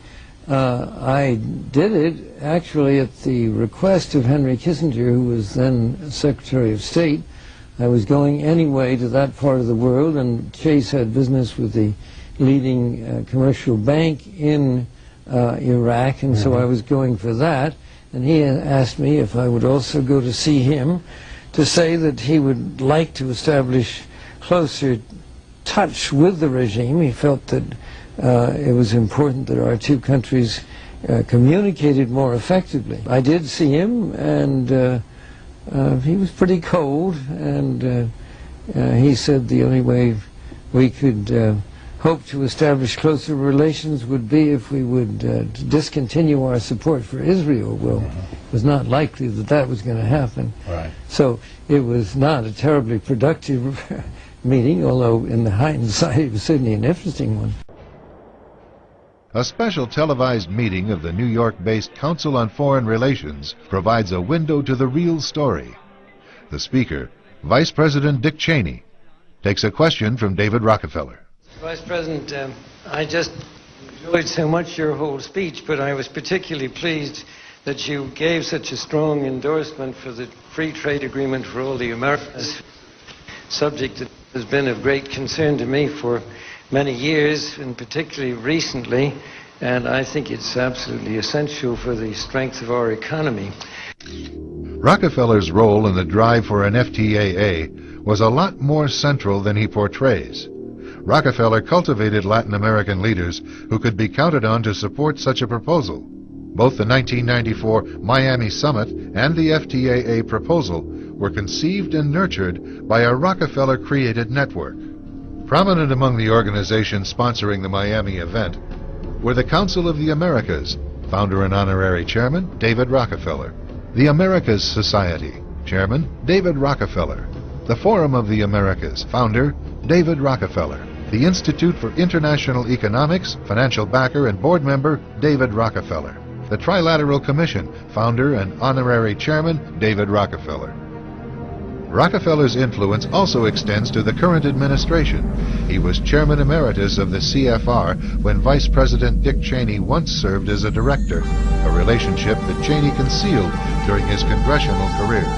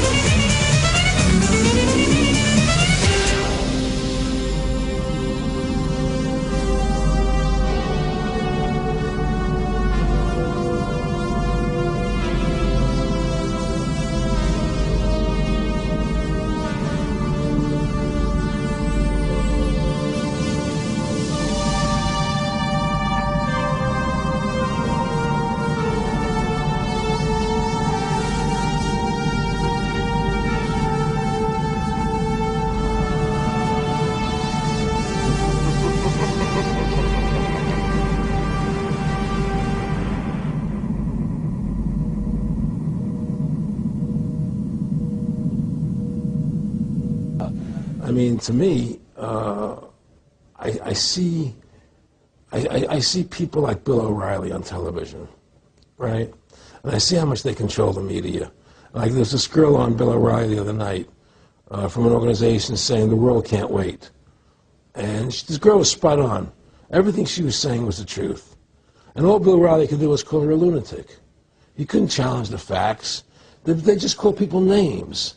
They can't, and until we just find that, look, this world, we're heading into a world of danger, possible nuclear wars, you know, because the banking industry is trying to take over the world.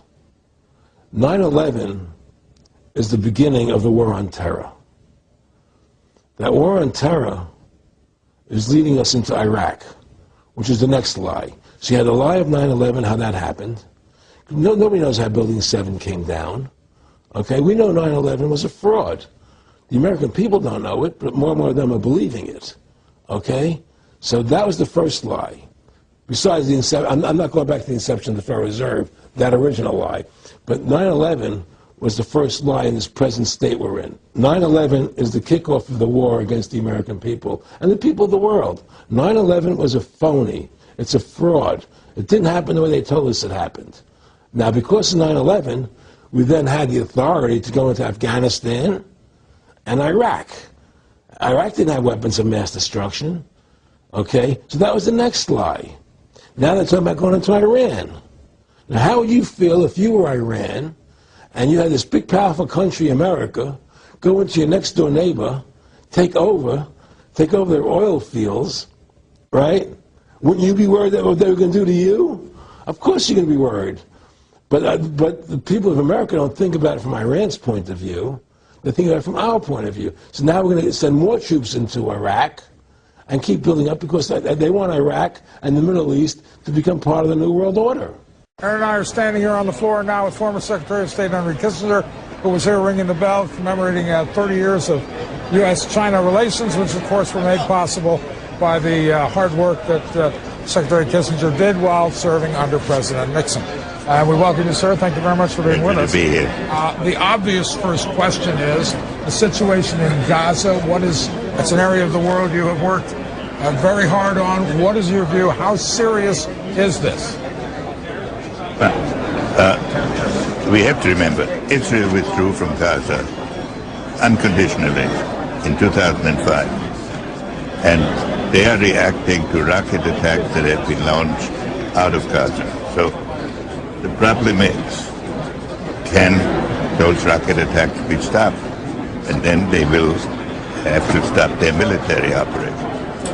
It's a complicated situation, but it's one that I believe will be solved, because if peace is to evolve in the Middle East, Israel has to take its responsibilities, but the moderate Arab nations have to take responsibilities for the conduct of Israel's neighbors. Do you believe that this is, some people say that everything will stop a few days before the Obama inauguration, that this is all very politically motivated? Do you think that's true? I think it's a continuing process. The fundamental problem is, can Gaza conduct itself in a way that it is not a military threat to Israel? Then there will have to be a negotiation eventually, and soon, between Israel and the Palestinians about an overall peace settlement.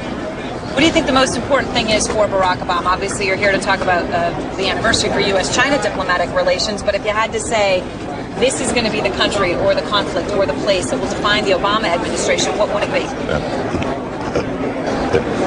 The president-elect is coming into office at a moment when there are upheavals in many parts of the world simultaneously. You have India, Pakistan, you have the jihadist movement. So he can't really say that it's one problem, that it's the most important one. But he can give a new impetus to American foreign policy, partly because the reception of him is so extraordinary around the world. I think his task will be to develop an overall strategy for America in this period when really a new world order can be created. It's a great opportunity. It isn't just a crisis. Are you confident about the people President-elect Obama has chosen to surround him, because he does not have a great deal of experience? No, he has appointed an extraordinarily able group of people in both the international and financial field. Mr. Secretary, we thank you very much. It doesn't look much like a bank, but today Downing Street and so we the taxpayers have become the biggest shareholders in these high street names. It's also a huge investment in the country's future. The banks may have been saved, but the Prime Minister was keen to insist it's not free money. The action we are taking is unprecedented, but essential for all of us. It is not just important to economists and financial experts, it's something that matters for every family and business in Britain. In extraordinary times, with financial markets ceasing to work, the government cannot just leave people on their own to be buffeted about. For savers, for small businesses and for homeowners, we must, in an uncertain and unstable world, be the rock of stability upon which British people can depend. To bolster confidence in the banking system, the government forced the banks to drastically increase their reserves by buying shares in them using taxpayers' money. It's made £37 billion available to 3 of the country's biggest banks. RBS will need 20 billion of that, twice its stock market value, giving the taxpayer a 63% share. The government is not expected to buy shares in Lloyd's TSB until after its merger with HBOS, and then it will get £17 billion from the nation, giving the taxpayer a 41% stake of the newly merged bank. David Cameron had misgivings, but was forced to support the government's move. This is necessary but painful. It needs to be done, but it's expensive. And in some ways, it's paying the bills for the last 10 years of excessive debt. Here in the city, the news of the bailout plan got initial approval. The market rose, the screens covered in blue for buy signs compared to last week's sell-off. But the real question is, how long will it last? It's pretty obvious that there's some gigantic financial institutions that have been pulling the strings of politicians in this country for a long time. And just the fact that we have it set up where they can donate millions of dollars to these guys' funds, these guys' campaigns. I mean, how do we not expect it all to go bad? Following on from its court defeats last year over unfair bank charges, the Office of Fair Trading intends to gloss over the matter of overdraft charges altogether in an upcoming report. Due next month, the report is expected to be highly critical of payday loans, pawnbroking and other high-cost forms of credit. But the Daily Mail claims that bank charges will be barely touched upon.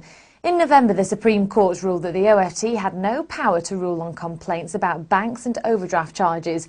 British Cheque and Credit Association condemned the omission, arguing that overdrafts that incur charges are just another form of short-term credit, and yet they're escaping scrutiny. Unlike other kinds of credit which have to advertise the annual percentage rate of interest charged, bank overdrafts are allowed to be publicised with an equivalent annual rate which excludes charges. Eurodebt's director Vance Parsons says whilst high-cost forms of credit are a major concern for us with vulnerable clients who get into a debt spiral, we also look at the fees incurred through bank charges. We offer a prepaid current account for just this purpose with a flat monthly fee of £12.50 and no additional charges for failed payments. Transferring direct debits and standing orders is really easy and there are no credit checks. Singer Billy Bragg is threatening to withhold tax payments in protest at bank bonuses. The folk singer and activist has set up a Facebook page urging people to sign up to his campaign. RBS, which is 84% owned by the taxpayer, is set to pay its investment bankers as much as £1.5 billion in bonuses. Billy joins us now. You're angry about this, aren't you? I am very angry, and in some ways it follows on from what Vince was saying. You know, that process of changing the focus of our economy away from the financial sector. We're trying to kickstart that process by drawing a line in the sand over these RBS bonuses. And you're saying to people, don't pay your taxes, well, which might incur them in a fine. I am prepared not to pay my tax. I mean, most people watching this programme will be PAYE anyway. It's not a matter for those. But I'm prepared to withhold my tax on Sunday, and if people would like to support me. Dealing with banks can drive you crazy, and here with 5 things that could tap into your nest egg is our financial contributor, Vera Gibbons. Big transition here from the enemies Yeah, right. to real life stuff, right? From fantasy to reality. Reality. Okay, let's talk about some of these different things that really drive us nuts. And one of the things that seems to be difficult to get a handle on are the fees. Well, here's the thing, Harry. I mean, banks made $1.4 trillion in bad loans. So in efforts to shore up the balance sheet, they are slapping on more and more fees. Fees now account for 53% of a bank's income. That's up from 35% in 1995. So you've got all these nasty fees. Overdraft fees, of course, the big one. $40 billion in overdraft fees. And the average overdraft fee is $35. Man.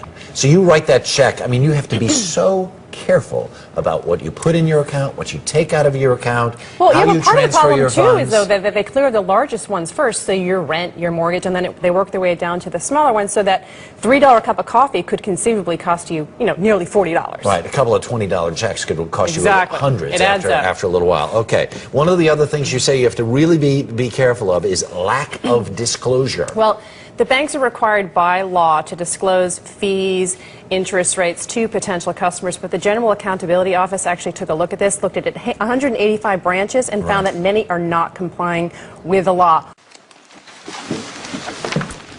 Lord Phillips, then the President of the Supreme Court, ruling in favour of the banks. 7 banks in the Nationwide Building Society had gone to the Supreme Court to try and stop the Office of Fair Trading investigating the fairness of their charges for unauthorised overdrafts, and they have won that appeal, overturning overturning a decision by the High Court and the Court of Appeal. So the banks have won at the Supreme Court today. What's this going to mean? Let's speak now to lawyer Daniel Barnett, who can talk us through the legal implications of that ruling. What happens now, Mr. Barnett? Well, it's an absolutely shocking judgment for the Office of Fair Trading and for the many tens of thousands of consumers who've been relying on the House of Lords, or the Supreme Court as it's called now, to say that bank charges for unauthorised overdrafts are potentially illegal. What the Supreme Court has done is cut that attempt to limit bank charges short, and banks are now free to charge, with one exception, as much as they want for unauthorised overdraft charges. And what happens to those cases, some million cases that have been frozen while these proceedings have been going on? What happens to those bank customers who've got cases frozen at the moment? It depends on how those bank customers have brought those cases. There are 2 ways of bringing a case against the bank challenging charges. The first is relying on the Office of Fair Trading challenge, saying that the overdraft charges are unreasonable and unfair. Anyone who was relying on that and who was piggybacking on the back of this Supreme Court litigation has now had the carpet pulled from under their feet, and they're going to have their claims dismissed. Possibly in the larger value cases, they're going to have to pay some of the bank's costs. The other means of attacking the bank's charges, which hasn't yet been closed down and in fact is considered by many to be a fairly decent argument, is not what today's case was about, but is arguing that the bank charges amount to what's called a penalty, which is saying that they don't reflect a fair pre-estimate of the loss that a bank will incur when a client breaches its contract with a bank. The way the argument goes is that the clients, the consumers, say, I had a contract with the bank that I can go into overdraft to up to, say, £1,000, but I went over that to £1,500, and the bank has slapped a £35 charge on me for exceeding an agreed overdraft limit. The argument goes that that £35 charge, or whatever it may be from the different banks, is a penalty because it doesn't accurately reflect the value of the cost to the bank of allowing or considering whether someone should be allowed to exceed their overdraft limit. But what it means is that every single consumer now is going to have to bring an individual case against the banks. They cannot rely on the Office of Fair Trading succeeding in this mass litigation on their behalf. I think, talking about the actual cost, the campaigners say that it actually cost the banks somewhere in the region of £2.50 for them to go over their authorised overdraft facility, that charge of £35. Those who've got claims going through the courts, those who are hoping that they might be able to recoup some money from this, will be very disappointed, won't they, Mr. Barnett? But, on the other hand, we've been having a lot of emails from bank customers who say, actually, I bank very responsibly. I've never gone over my overdraft limit, and if this, the OFT, if the Supreme Court had ruled in favour of the OFT, then the banks were saying, well, actually, we'll have to start charging for bank accounts. So there will be some who'll be relieved by this decision, won't there? Yeah, it's a very, very good point. The banks have to make their profit somehow, otherwise there's no point in them carrying on their normal activities. And if they can't make their profits in part through overdraft charges and similar charges, they're going to have to start introducing, as we've heard, charges for ordinary consumers to engage in current account banking. And we heard Lord Phillips there summing up their decision. Can you just remind us the grounds on which they said they'd made that decision? Yes. They were overturning the decision of 4 previous judges, the High Court judge and then 3 judges in the Court of Appeal.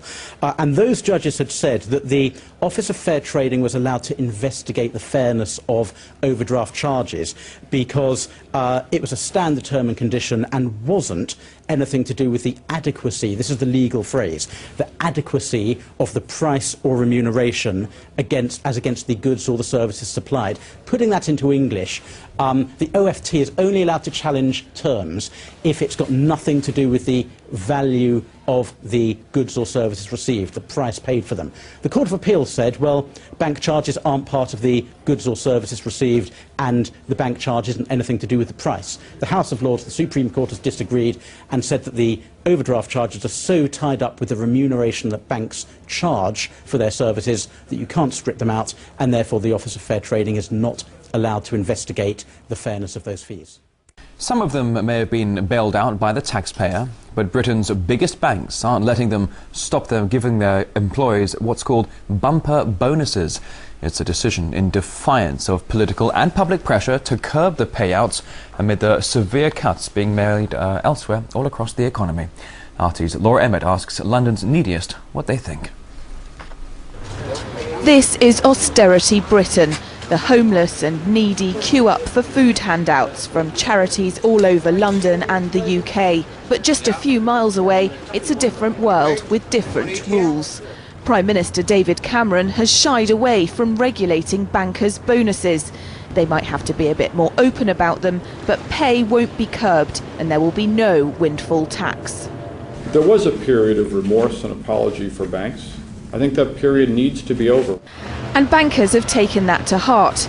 UK banks, including some of those bailed out by taxpayers last year, will be paying out $11 billion to their staff this year. Here on the street, where the needy live literally from hand to mouth, that's going down badly. Well, I think that's a disgrace. I think they should do something they did in America. And that is, we bail you out, you start paying bonuses. But according to the British law, they can't do that, because they still have their bonuses, so I disagree totally with that. And he's not the only one complaining. Last year saw thousands of students out on the streets demonstrating against austerity cuts brought about by a global crisis triggered by reckless bankers. Now the Right to Work campaign is calling for a fresh wave of protests against what they're dubbing the government's surrender to the bankers and their huge paychecks. Well, basically, I think that the amount of bankers' bonuses is obscene, especially when there are people struggling to even pay their rent, to even feed and clothe their children, and when people are getting £3 million bonuses that are quite frankly excessive and just a disgusting amount of money. Taxpayer lobby groups say they don't care what privately owned banks do, but the ones that have been bailed out with taxpayer money have to show some restraint. We can't possibly be expected to stomach, at a time when the government's making spending cuts, to stomach these enormous bonus payouts and to watch all this go on when these banks seem to forget that it was the public's money that saved them. But not everyone sees it that way. Daniel Hoffman from Zurich Financial Services says banks are still vital in supporting economic recovery, and if bonuses aren't paid, the best bankers will move elsewhere. It's very crucial that the banking sectors around the world, mainly in the advanced economies, are getting healthier and can support economic growth. But out on the street, those who depend on charity to put food in their mouths find that difficult to stomach. With this latest backtracking on bonus regulation, it seems banks and the government have learnt very little from the financial crisis. Just a few miles away, bankers continue to fill their pockets and look set to be able to go on unabated. But this time they're doing it with taxpayer money, which could have been used to help the needy. Laura Emmett, RT, London. You have millions of college grads who haven't entered the workforce yet. that haven't been able to get jobs out of college, and they have degrees in worthlessness, and they're $25,000 on average in debt. So a college education, what kind of job does that even buy you? What do? You have first choice at getting, being a shelf stocker at Walmart's at 3 in the morning. So no, the jobs aren't being, the gap between the rich and the poor in the U.S. is the widest of any of the industrialized nations. Wages are stagnant. Median household income is below 2000 levels. It's only a small segment of the top that has all the cream. When you talk about those bonuses, $144 billion, those handful of Wall Streeters are the equivalent to a country that would rank 49th out of 134 countries in the world. We've said it since 2008 when the TARP programs began. It happened in front of everyone's eyes. Wall Street has hijacked Washington. It's the greatest bank robbery in world history, and the banks are doing the robbing. You have costs that are off the books in the trillions of dollars that cities aren't going to be able to meet in terms of benefits and retirements and health care. You're going to see a bust happen in the United States and cities that's going to rival what's going on in Ireland, what's going to happen in Portugal, what's happened in Greece. It's going worldwide. The American empire is unfolding and collapsing in front of everyone's eyes. The only way out is to bring jobs back in, and the thing that you can never talk about, cut the military budget, bring the troops home, cut the bases, shut down the bases, end the wars, and stop spending trillions overseas that you could be rebuilding this country. But the politicians are in the pocket of the military-industrial complex and Wall Street. Wall Street has hijacked Washington. Only a child can't see the proof, or the ignorant, or the people that are getting paid off. All you have to do is look at the facts and add up the numbers. No charges for cards abroad. What are you doing? Sorry? Why don't you charge people for using the cards abroad? Well, because we don't. Oh, we're in the same game, you and me, hey? We tell them it's like a tip. It's like a tip. A tip? Yeah, well, you tip people on holiday, don't you? How are you going to kid out your staff room without tips? We don't take tips. Oh, you want to say our staff room? It's like a billionaire playboy's yacht, only without the... At Nationwide, we don't charge for using your cards abroad. Maybe that's why over 6 million people have their current account or credit cards with us.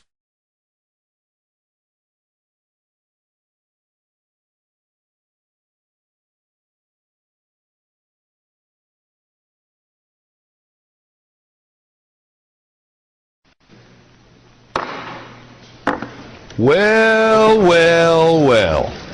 Wasn't that quite a little show? Ladies and gentlemen, just facts now, no opinion. These are the facts about what you were just witnessing.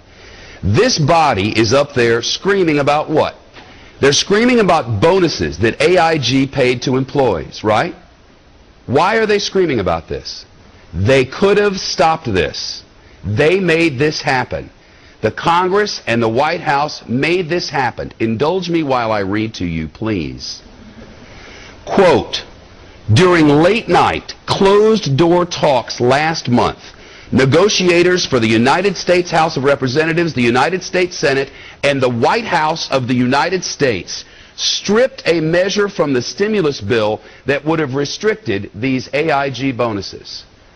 They had a measure in the bill that would have restricted the bonuses, and they took it out before it became law.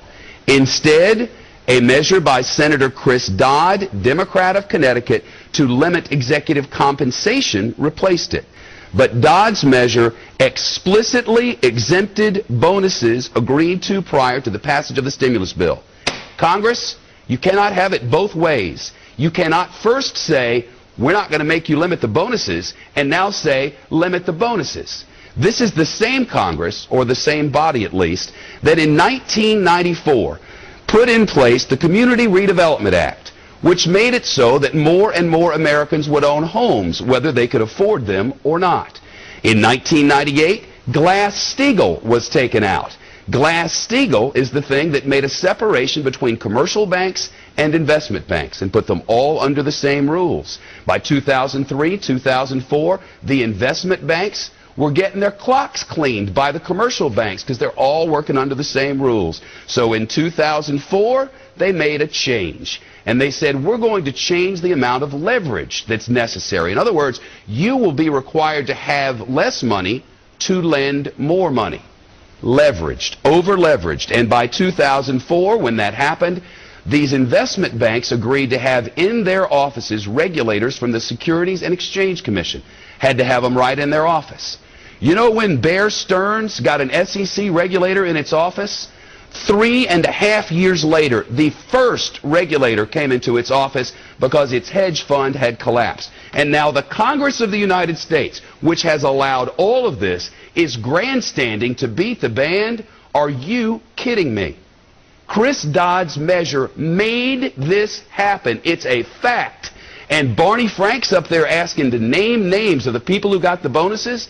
These people signed a contract with a company. The contract says, if I perform the following services, I will receive the following compensation.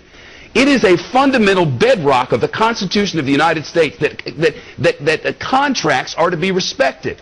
Had this Congress not changed the rules, had Chris Dodd's amendment not changed to the stimulus bill not been in there, this would not have happened. The Congress did this. And furthermore, Barney Frank asking the CEOs to name names.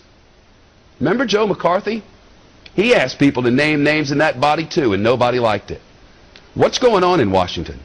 We're going to get to the bottom of it in 2 minutes. That CEO, Liddy, was not there. He got there 6 months ago. He was brought in to try to clean this mess up. It was this Congress that said to that company, go ahead with your bonuses. It was Chris Dodd of Connecticut's new stipulation that allowed this, explicitly said this is the way for it to be done. And now they're up there putting on a show for us, trying to make us forget that the banking crisis is real and a day of judgment is coming, and we are all going to pay. When you go to a restaurant at night and it's only 1/4 full, you're like, wow, they're hurting, but it's open. It's not going to stay open. This is getting worse, and they're distracting us, and we are not going to let them do it. This is their... I mean, the economy is going to crash. That's why I wrote that book. The problem is the bailout ultimately is going to make the problem worse. The politicians have to, resist the temptation to do something because they've already done enough damage. And we have to remember, they caused this crisis. It was the most irresponsible monetary policy in U.S. history, together with the moral hazards of Freddie and Fannie, that allowed American citizens to borrow trillions of dollars and spend every penny. Now we can't pay the money back, and so the institutions that loaned all the money are naturally going broke. But we have to let the market function. We have to purge these malinvestments from our economy. If that means a lot of failures, a lot of bankruptcies, so be it. If the government tries to artificially prop it up, we're going to create a much bigger crisis down the line because they're going to destroy the value of our currency. And then we're going to have a real economic crisis that's going to make this look like a Sunday school picnic. But Peter, what the government is saying, what Democrats and Republicans in Congress are saying, that if the government doesn't bail out these companies, the scale of this meltdown will be such that it will reverberate around the world. But there is no way, because the credit markets are frozen and the economy is going to come to a standstill. Well, they're frozen because we've blown all the money on consumption. It's gone. The government doesn't have any money to solve the crisis. They can't bail anybody out. All they have is a printing press. So all we're going to do is take the losses off the books of the banks and stick them on the books of the federal government. But that's not going to change the fact that we've lost all this money. And it's not going to restore credit flowing. We can't borrow anymore. Americans can't borrow to buy cars anymore because we're broke. You're the one guy who has had this right from the very beginning. But the problem is, if you say stuff like this, it sounds like a conspiracy theory. And I can't get, there's nobody in the media that is reporting this. There's nobody that's talking about this stuff, but it only makes common sense. If people know that the end is coming of the system that we have, and I'm not saying that, I'm not saying that we're all going to, cats and dogs are going to be sleeping with each other, et cetera, et cetera. What I'm saying is, there's going to be a change coming. Rupert Murdoch said that nations will be redefined in this period. You know that people at the global level are looking at it and saying, okay, what's it going to look like? Where can we find out, where do we start to look?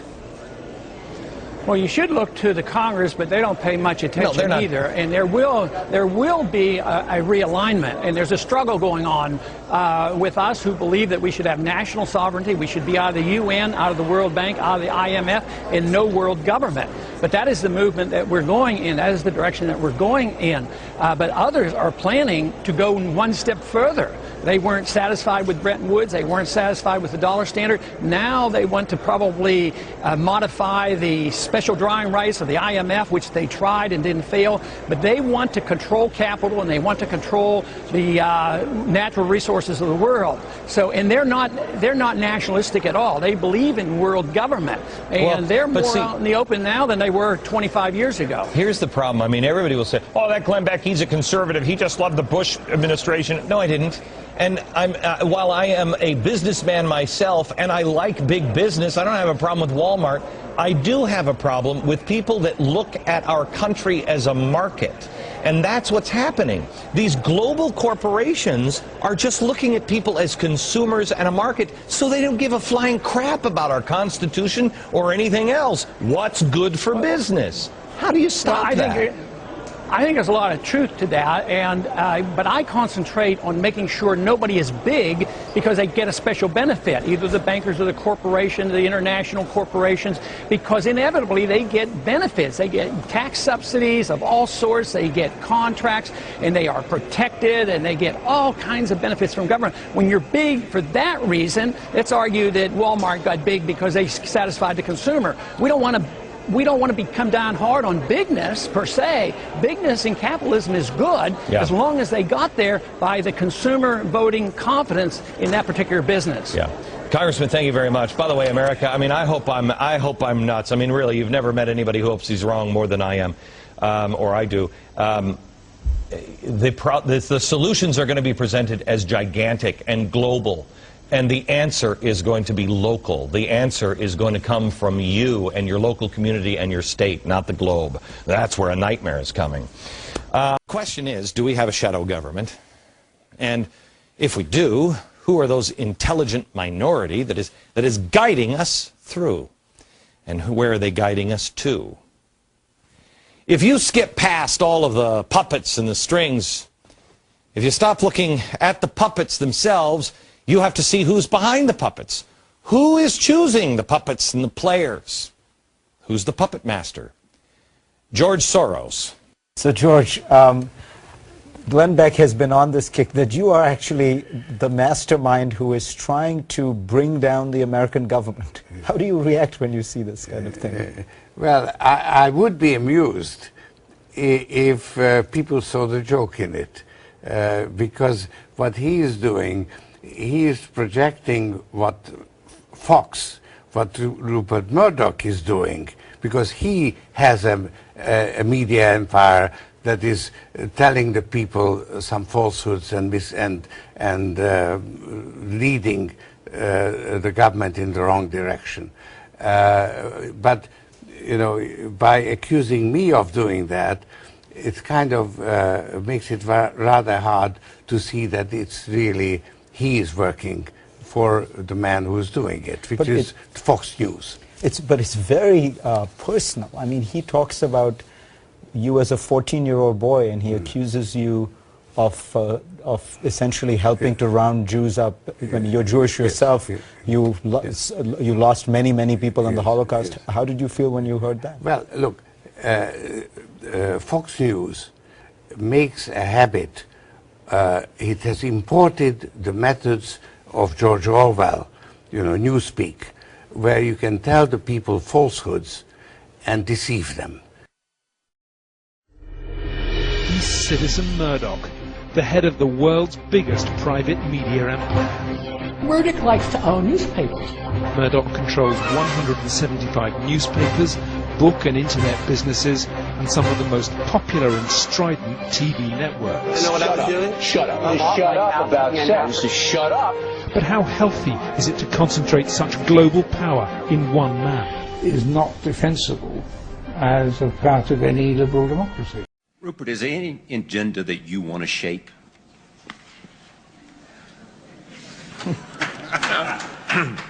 No, not at all. I mean, I think that we don't have the power to change it. We obviously, if you're in media and you're concerned with what's going on in the world, you'd like to make a difference by putting forward your opinions.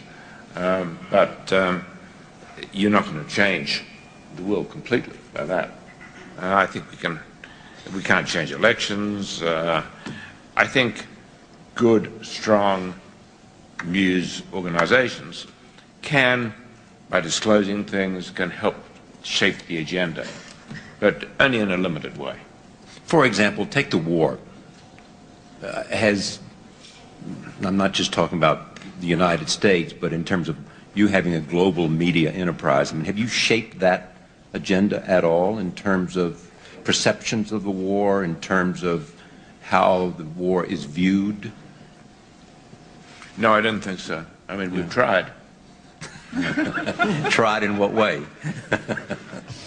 Well, we basically supported our papers and our television. I would say supported the Bush policy in the Middle East. We've been very critical of its execution, but our support hasn't meant very much, because clearly public opinion now has grown very, very tired of the whole enterprise. Italy is the main victim now of the refugee influx. But now Mediterranean ministers, they're coordinating the EU's response. What do you expect to come out of this meeting? Well, you know, since the mid-90s, the Europeans have tried to devise a policy for their relations with North Africa that would involve controlling the flow of migrants northwards, usually economic migrants. But of course, there have been also some dissidents, some people fleeing persecution. So this is a long story and just the latest episode in it. Now, as opposed to receiving people trying to flee the regimes in North Africa, we're now seeing supporters of the regimes, the dictatorial regimes, who colluded and cooperated with the Europeans on controlling migration. It is they who now need safe haven in Europe, otherwise they will be victims of revenge inside the countries where they have previously ruled. So you're saying these migrants, they need safe haven in Europe, but let's talk about how to prevent the ongoing chaos here, because France and Germany, they've threatened Libya with EU sanctions over the bloody crackdown. Do you think there's a more effective way, perhaps a more effective method of ending the bloodshed? Well, I think you also have some other voices in Europe being raised, including in the United Kingdom, where they're suggesting that actually now is a time to intervene militarily in Libya, not in Tunisia, not in Algeria, and certainly not in Egypt. But in Libya, there is a crucial moment where the Europeans need to be seen to be doing more for the safety of Libyans. And that they should not be talking about sanctions, because those can't be activated quickly and they're not going to have an immediate impact. They can freeze the assets of Gaddafi and family if they want to, but again, he's fighting for his survival, he's fighting to the death, he said so. So something a little bit stronger than sanctions is called for. Okay, so you're saying the sanctions would be ineffective, but you're also suggesting that European powers should be more open-armed, setting the standard, setting the precedent for incoming migrants here. But let's talk about one of the economic issues, and it must be on the minds of many motorists out there, the oil prices. They continue to climb amid the ongoing unrest. We know that Libya holds most of the oil reserves of Africa. Analysts are saying nearly 1/5 of its productions are already shut down. Just how is this going to hit us in the pocket, do you think? You know, you say that I was actually advocating a more open-armed policy towards migrants from North Africa. I'm simply saying this is an ongoing story, and the Europeans thus far, even though they're an aging population in Western Europe, even though they're a dwindling population in Western Europe, are not ready to receive more African migrants or Arab migrants. But you were saying that European powers putting sanctions on Libya would be ineffective. Then what are the options here? Because you were suggesting that European powers set a precedent here. I'm suggesting that if they want good relations with whatever regime emerges in Libya, they need to be seen to have been on the side of that regime sooner than now.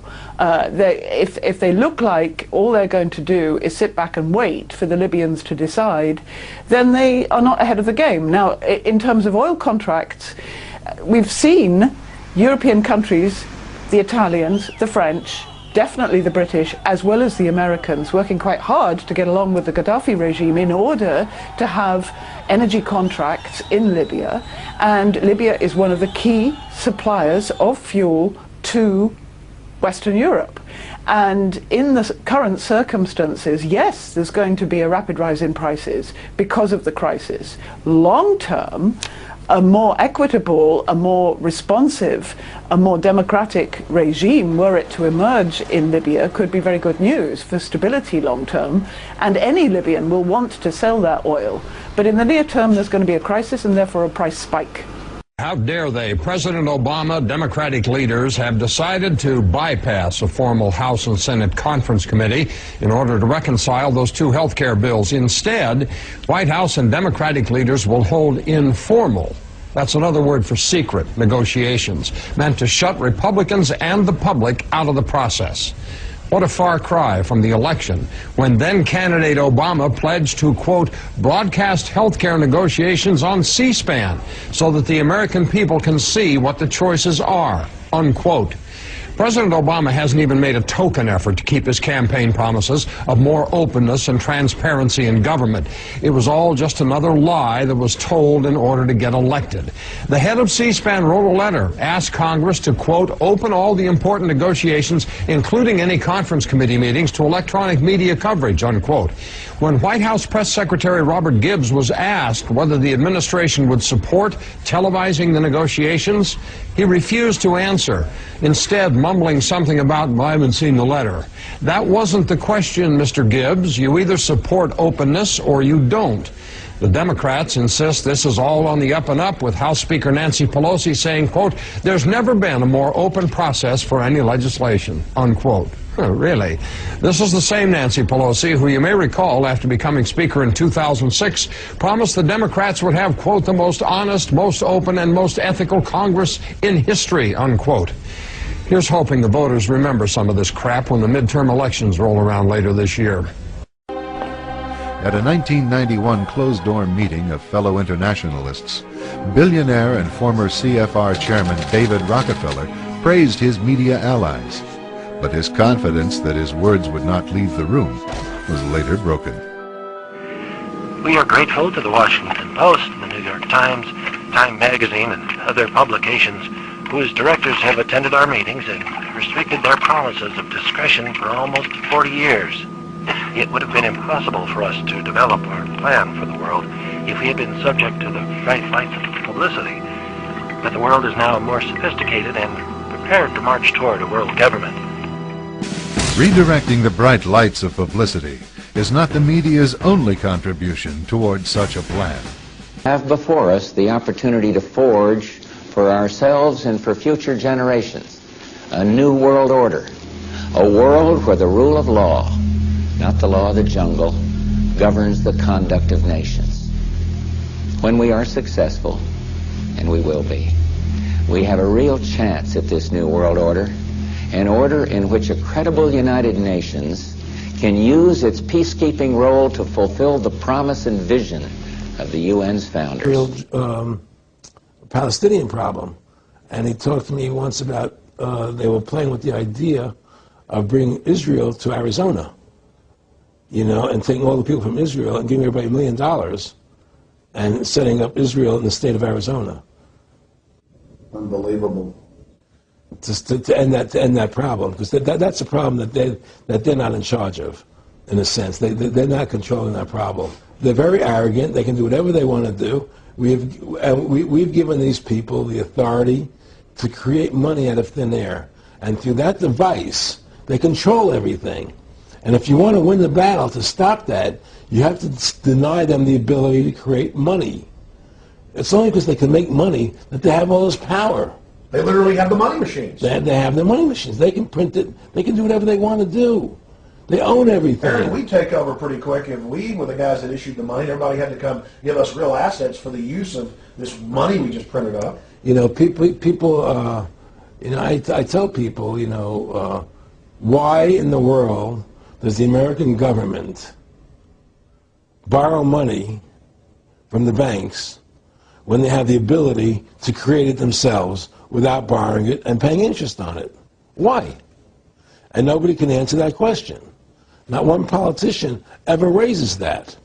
Why does the American government borrow money when they can create it without paying interest? Well, we did create it up until 1913.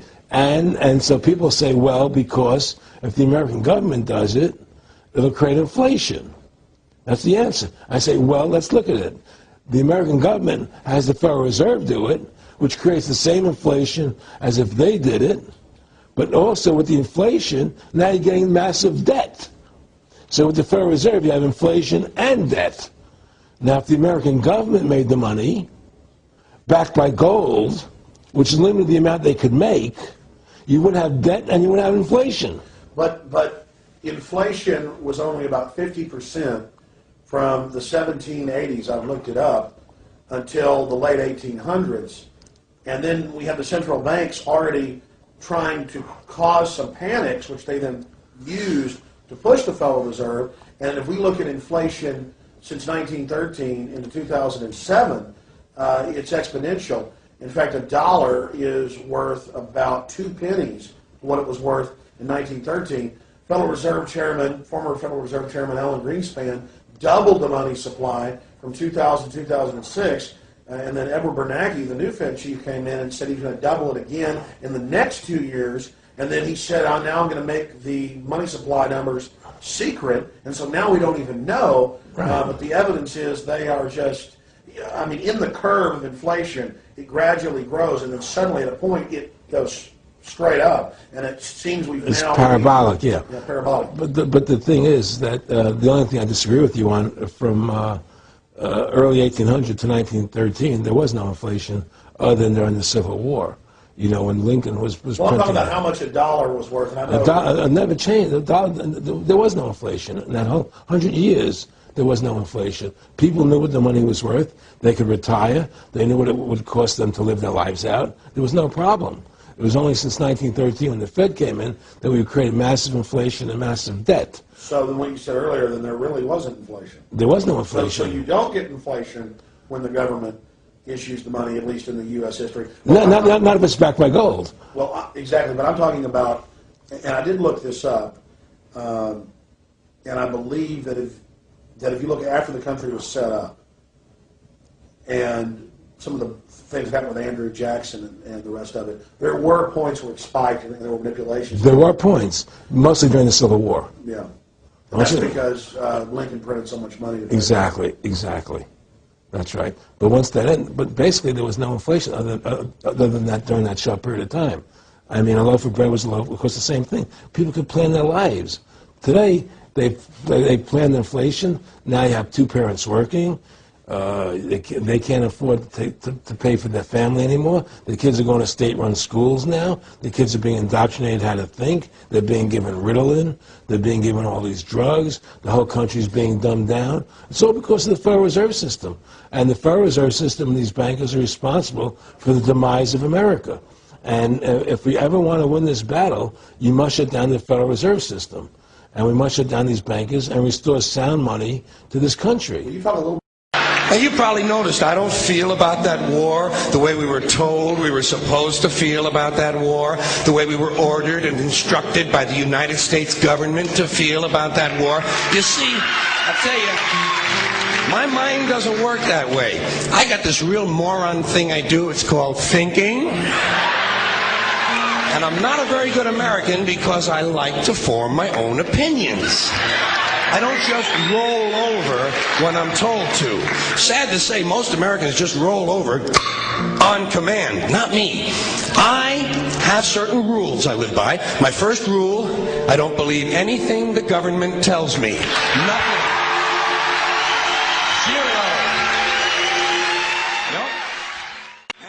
Take very seriously the media or the press in this country, who in the case of the Persian Gulf War were nothing more than unpaid employees of the Department of Defense, and who most of the time function as kind of an unofficial public relations agency for the United States government.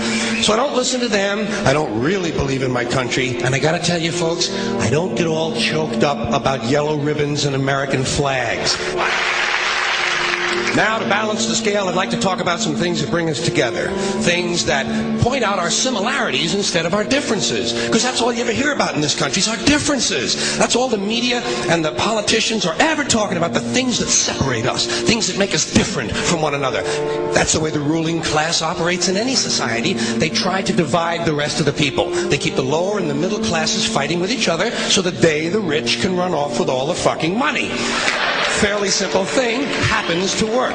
You know, anything different, that's what they're going to talk about. Race, religion, ethnic and national background, jobs, income, education, social status, sexuality, anything you can do, keep us fighting with each other so that they can keep going to the bank.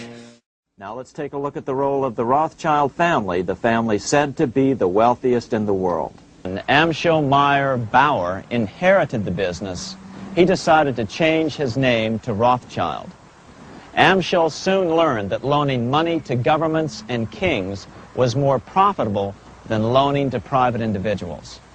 Not only were the loans bigger, but they were secured by the nation's taxes. Mayer Rothschild had 5 sons. He trained them all in the skills of money creation, then sent them out to the major capitals of Europe to open branch offices of the family banking business. His first son, Amschel Meyer, stayed in Frankfurt to mind the hometown bank. His second son, Solomon, was sent to Vienna. His third son, Nathan, was clearly the most clever. He was sent to London at age 21 in 1798, 100 years after the founding of the Bank of England. His fourth son, Karl, went to Naples, and his fifth son, Jacob, went to Paris. The Rothschilds soon grew unbelievably wealthy. By the mid-1800s, they dominated all European banking and were certainly the wealthiest family in the world. They financed Cecil Rhodes, making it possible for him to establish a monopoly over the diamond and gold fields of South Africa. In America, they financed the Harrimans and railroads, the Vanderbilts in railroads and the press, and Carnegie in the steel industry, among many others. In fact, during World War I, J.P. Morgan was thought to be the richest man in America. But after his death, it was discovered that he was actually only a lieutenant of the Rothschilds. By 1850, James Rothschild, the heir of the French branch of the family, was said to be worth 600 million French francs, 150 million more than all the other bankers in France put together. He built this mansion called Ferrier, just east of Paris. Wilhelm I, on seeing it, exclaimed, "Kings couldn't afford this. It could only belong to a Rothschild." Money changers, those who loan out and manipulate the quantity of money, were active in medieval England. In fact, they were so active that acting together, they could manipulate the entire English economy. These were not bankers per se. The money changers generally were the goldsmiths. They were the first bankers because they started keeping other people's gold for safekeeping in their vaults. The first paper money was merely a receipt for gold left at the goldsmith. Paper money caught on because it was more convenient than carrying around a lot of heavy gold and silver coins. Eventually, goldsmiths noticed that only a small fraction of the depositors ever came in and demanded their gold at any one time. Goldsmiths started cheating on the system. They discovered that they could print more money than they had gold, and usually no one would be the wiser. Then they could loan out this extra money and collect interest on it. This was the birth of fractional reserve banking. That is, loaning out many times more money than you have assets on deposit.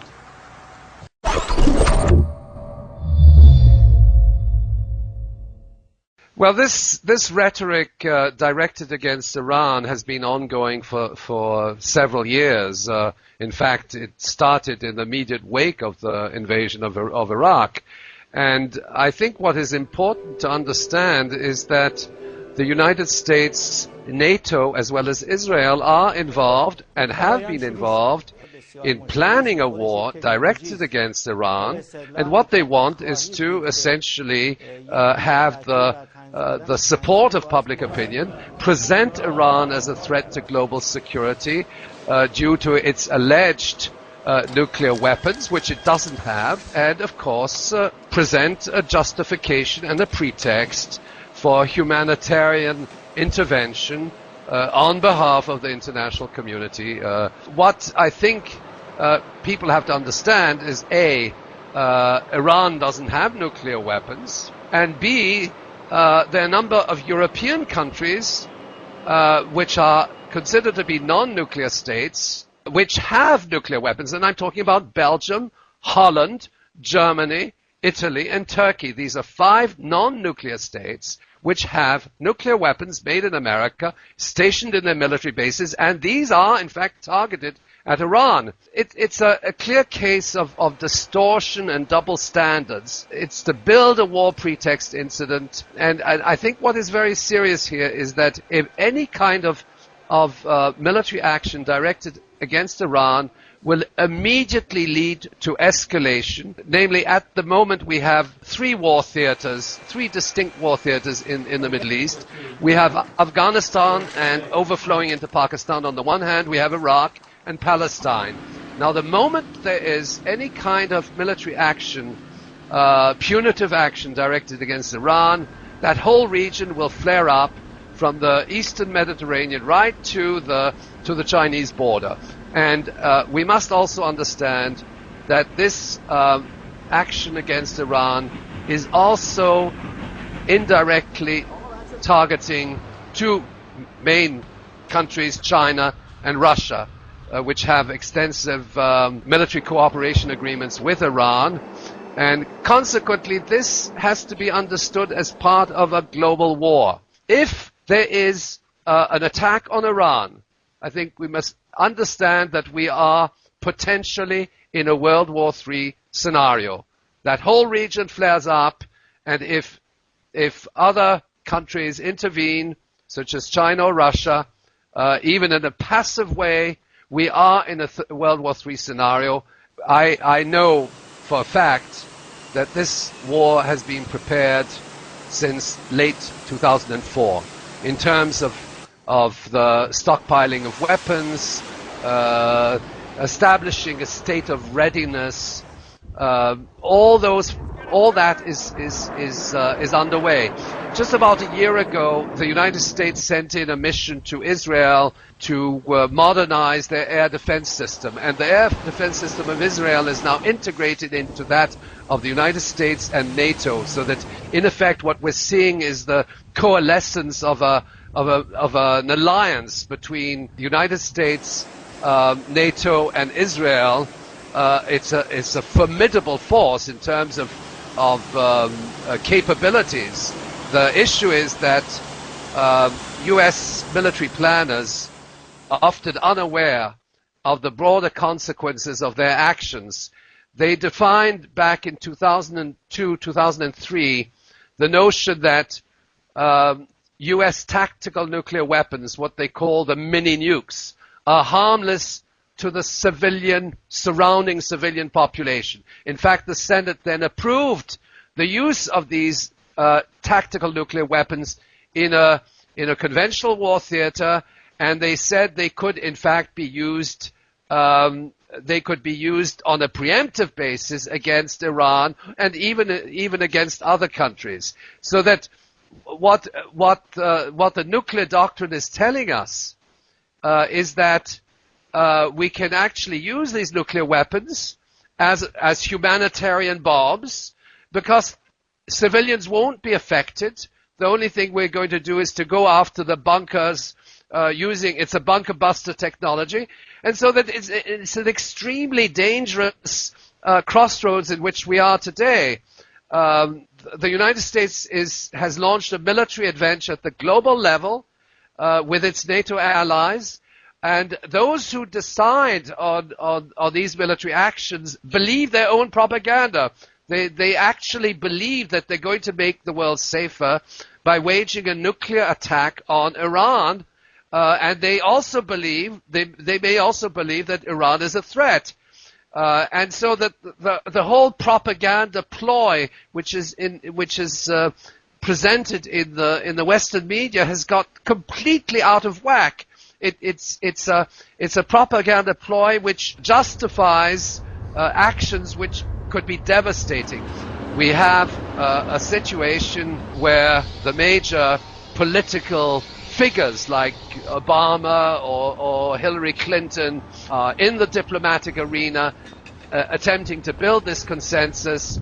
The constant and persistent reference to the war on terrorism as a justification for waging war in the Middle East, when in fact anybody who has some understanding of that region knows that what is at stake is the oil. Okay, and 60% of the oil and gas lies in the region, which extends from the tip of Saudi Arabia up to the Caspian Sea basin. It's a very strategic region. And why are they why are they demonizing Muslims? It's very simple. They're demonizing Muslims because the oil happens to be in Muslim lands. I undertook the calculation that something of the order between 65 and 70%, depending on the estimates of the world's oil reserves, lie in Muslim countries. So that is why we demonize. That's why they demonize the Muslims, present them as enemies of the Western world, and ultimately, if those lands had been inhabited by Buddhists, they would have demonized the Buddhists. So that we're in a situation where we have a war of conquest. It's the conquest of oil and gas reserves. The United States of America has less than 2% of the global oil and gas reserves. That region, strategic region, has something of the order of 60%. And Iran has approximately 10% of global oil reserves, 5 times those of the United States of America. And it's very clearly indicated in national security documents that the objective of these wars, ultimately, that's not something they'll say in public, but the objective is ultimately to gain strategic control over oil and gas reserves, and also to exclude any kind of competing powers in the region, which include China and Russia, which of course are countries which have important interests in the region. They're also involved in the oil industry in a very pervasive way, and the idea is not only to make sure that we control that region, but also that we exclude any kind of possibility that countries in that region could trade or have international cooperation agreements with countries like China or Russia. And in it, we talked about the fact that they define pro-lifers as domestic terrorists. They put this in a Department of Homeland Security document, this official assessment, now saying pro-lifers, people that believe in end-time prophecies, people that are opposed to the administration's position on immigration, those of us that are standing up for the sanctity of life and for the sanctity of marriage, all of those are now potential, and this is what they're saying, domestic terrorists. Now, the secret government plan to spy on. It's a terrorist next door that could be our bigger threat. Round up. They call people who believe in the sanctity of life, who believe in owning firearms, who believe in serving their country in the military and coming back, who are very concerned about the policies that this nation is embarking on, spending too much money, taxing too much. It's all listed right here. These are the domestic right-wing extremists. And in prison, innocent Americans. 1 million names under the watchful eye of the United States.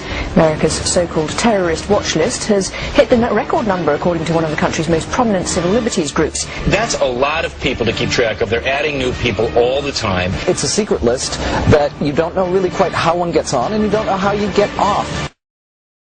Anybody that seeks to challenge the status quo could potentially be a violent threat. Jesse Ventura uncovers a plot to force martial law on law-abiding citizens. Certainly the involvement of the military is something that's very concerning. Replace the 50 states with 10 giant prison sectors. Fill up hundreds of concentration camps with people like you and me. They call them residential centers. Residential centers with fences? Because they're designed to hold whole families. I have a good buddy at one time, J. Edgar Hoover, director of the FBI. He was not a homosexual like they say. That was a lie that they built up to discredit him. Here's what he said 40 years ago. He said, "The individual is handicapped by coming face to face with a conspiracy so monstrous that he cannot believe it even exists." And that's the problem we have today. This conspiracy is so monstrous, so demonic, that we tell people about it and they say, "You're crazy. This is America. It can't happen here." So J. Edgar Hoover said that it was a conspiracy so monstrous that people don't even believe it exists. And that's the problem we have today, folks, is doing that, convincing people that this conspiracy is real. I want to tell you that there are red and blue lists out there. It's not a fantasy. The wheels are in motion. And politicians are passing laws to steal our freedoms and protect the elite. I'm here to talk to you about these FEMA camps. They don't exist. So why was it put into that bill? Before it's too late, Jesse Ventura cuts through the razor wire, storms the prisons, and blasts open the American concentration camp conspiracy. We cannot afford another Republican administration. Wake up, America. The insurance companies took over health care. Wake up, America. The pharmaceutical companies took over drug pricing. Wake up, America. The speculators took over Wall Street. Wake up, America. They want your Social Security. Wake up, America. Multinational corporations took over our trade policies. Factories are closing. Good-paying jobs are being lost. Wake up, America. We went into Iraq for oil. The oil companies want more. War against Iran will mean $10 a gallon gasoline. The oil administration, they want to drill more into your wallet. Wake up, America. Most Americans would agree that it would be prudent to have a plan to provide for the continuity of government and the rule of law in case of a devastating terrorist attack or natural disaster. A plan that provides for the cooperation, the coordination, and continued functioning of all three branches of the government. The Bush administration tells us they have such a plan. They introduced a little sketchy public version that's clearly inadequate and doesn't really tell us what they have in mind. But they said, don't worry, there's a detailed classified version. But now they've denied the entire Homeland Security Committee of the United States House of Representatives access to their so-called detailed plan to provide for continuity of government. They say, trust us. Trust us, the people who brought us Katrina, to be competent in face of a disaster. Trust us, the people who brought us warrantless wiretapping and other excesses eroding our civil liberties. Trust us.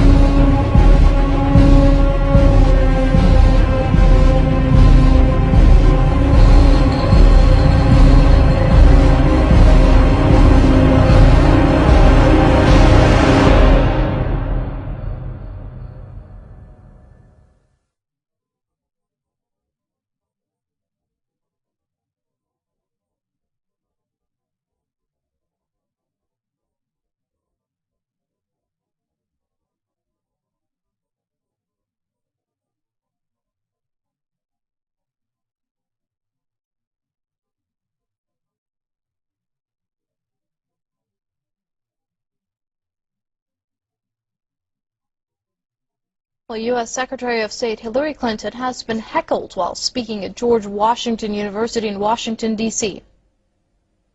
Was cut off, TV satellite signals were jammed, and internet access was blocked for nearly the entire country. So this is America. The government This is America. Who are you?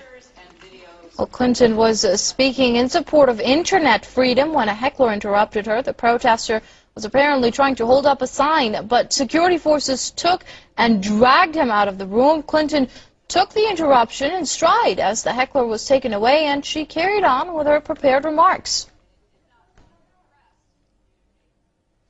Now, the heckler in question is former CIA analyst Ray McGovern, and he is joining us now on the line from Washington. Mr. McGovern, as always, many thanks for joining us here on Press TV. We have shown YouTube video of what happened, but give us your own account of exactly what happened during and after the speech at Hillary Clinton's. Well, let me just start out by saying your lead-in indicates that you're relying on Fox News, which is a notoriously unreliable source. There was no heckler. I was the person there. I said not a word. I stood silently with my back to the secretary, lest she get the idea that everyone in that whole auditorium agreed with her warmongering policies. I was standing silently, and I was jumped on by a man in a regular suit and then another person in a police uniform. I still don't know who jumped me, but I was taken outside where nobody was watching. I was manhandled. I have welts and cuts and contusions and lacerations all over my body. And the important thing is that I wasn't heckling anyone. I was completely silent. And so I was taken completely by surprise, and by the time I realized what was happening to me, I had a chance to yell, "So, this is what America has become." And then I turned to the people that were throwing me out of this auditorium, and I said, "Who are you?" And the odd thing is that to this day, I don't know who they were. But luckily, there are photos on the internet. We'll be able to find out who ordered that 220-pound muscular man who manhandled me, who ordered him to do that to a peaceful person not making a sound. And the beauty of it, of course, is there were 18 video cameras and many still cameras that captured exactly what I was doing and what I was not doing. And I'll just finish up again by saying, please don't trust Fox News. There was no heckler. Right, Mr. McGovern, what happened after they dragged you out? From what we understand, you were put in jail and you were left bleeding for quite a while. And also, please elaborate for our viewers, what was the stance that you were trying to make? Well, the stance that I was making is that Hillary Clinton is a person who has been an admirer of every war she's heard of. She was a great supporter of the Iraq War, even though she knew better because I told her what a catastrophe it would be. She's a great supporter of the Afghanistan War, where many thousands of people have met their deaths. And she's in the forefront of agitating for war on Iran. And that comes through in her speech here. I was amazed after I was released from prison and was able to go to the hospital and get my wounds bound. This is still bleeding here. I ruined another pair of pants. I read the speech, and it was quite remarkable. It was a speech about protests. And she is saying here in this speech, and I'll just quote 2 or 3 sentences here. She says, Iran this week, this is a direct quote, Iran this week is once again using violence against protesters seeking basic freedoms. Okay? People protest. They stand and they march and chant, and the authorities track them and block them and arrest them. Now, she is saying this 3 paragraphs after she stood silently watching me in the 4th row being pounced upon by these goons and unceremoniously ejected from the auditorium. There was something Kafkaesque about this. And lest anyone misunderstand, she finishes with this sentence. Iran is her favorite bugaboo, as you know. Quote, Iran is awful because it is a government that routinely violates the rights of its people. And here I am being thrown out, bleeding profusely from these wounds that you can see here, and thrown in prison without any medical attention, kept there for 3.5 hours, and it was myself that had to take a taxi cab to the hospital to get my wounds attended to, my wrists x-rayed to see what damage had been done. Now, fortunately, I am going to survive, but I'm thinking about people who are less able to defend themselves. Not that I tried to defend myself, but less able to contend with this kind of violence. And for Hillary Clinton to be talking about peaceful means of protest in the same speech at which she blithely continued as she watched me directly in front of her being pounced upon and violated, was a little too much to take. Indeed. Now, this was very different from how Rumsfeld reacted when you peacefully confronted him as well. What do you say to that? And also, can you elaborate on the U.S.'s double stance as far as the ongoings in the Middle East these days, Bahrain, Yemen, etc.? Well, I think you've said it all when you say double stance. We're very much in favor of protest when it seems to be succeeding, except in our country. We like to keep the lid on. But what happened, of course, was that I was arrested, and I'm charged. I have to go to court. They said that I was guilty of bad behavior, unruly conduct. So there's a law against that, and I'm smiling now because there were about 16 cameras there, and there was indeed unlawful conduct, but it wasn't I who was doing the unlawful conduct. It was those two goons, and the main question is, who told them? Who told them to violate me? Who told them to give me this kind of treatment? We're going to find that out. We hope that you do, but from what I understand, the veterans group, of which you're also a part of, has demanded an apology from the office of Secretary of State Hillary Clinton. Have you gotten any response from them? Well, we're not holding our breath. You see, when you're the sole remaining superpower in the world, you don't need to apologize for anything. I will give you $5 if I get an apology from Hillary Clinton. Celebrating 30 years of phenomenal trend forecasting, here's Gerald Celente with today's trends in the news. Hi, this is Gerald Celente, and here's today's trends in the news. A few days ago, Hillary Clinton, our Secretary of State, made headlines with this statement. Hillary Clinton, Iran needs to follow Egypt's lead to open up. Washington, amidst a new wave of protests in Iran, Secretary of State Hillary Clinton accused the Iranian government of hypocrisy, saying it must listen to the wishes of the demonstrators.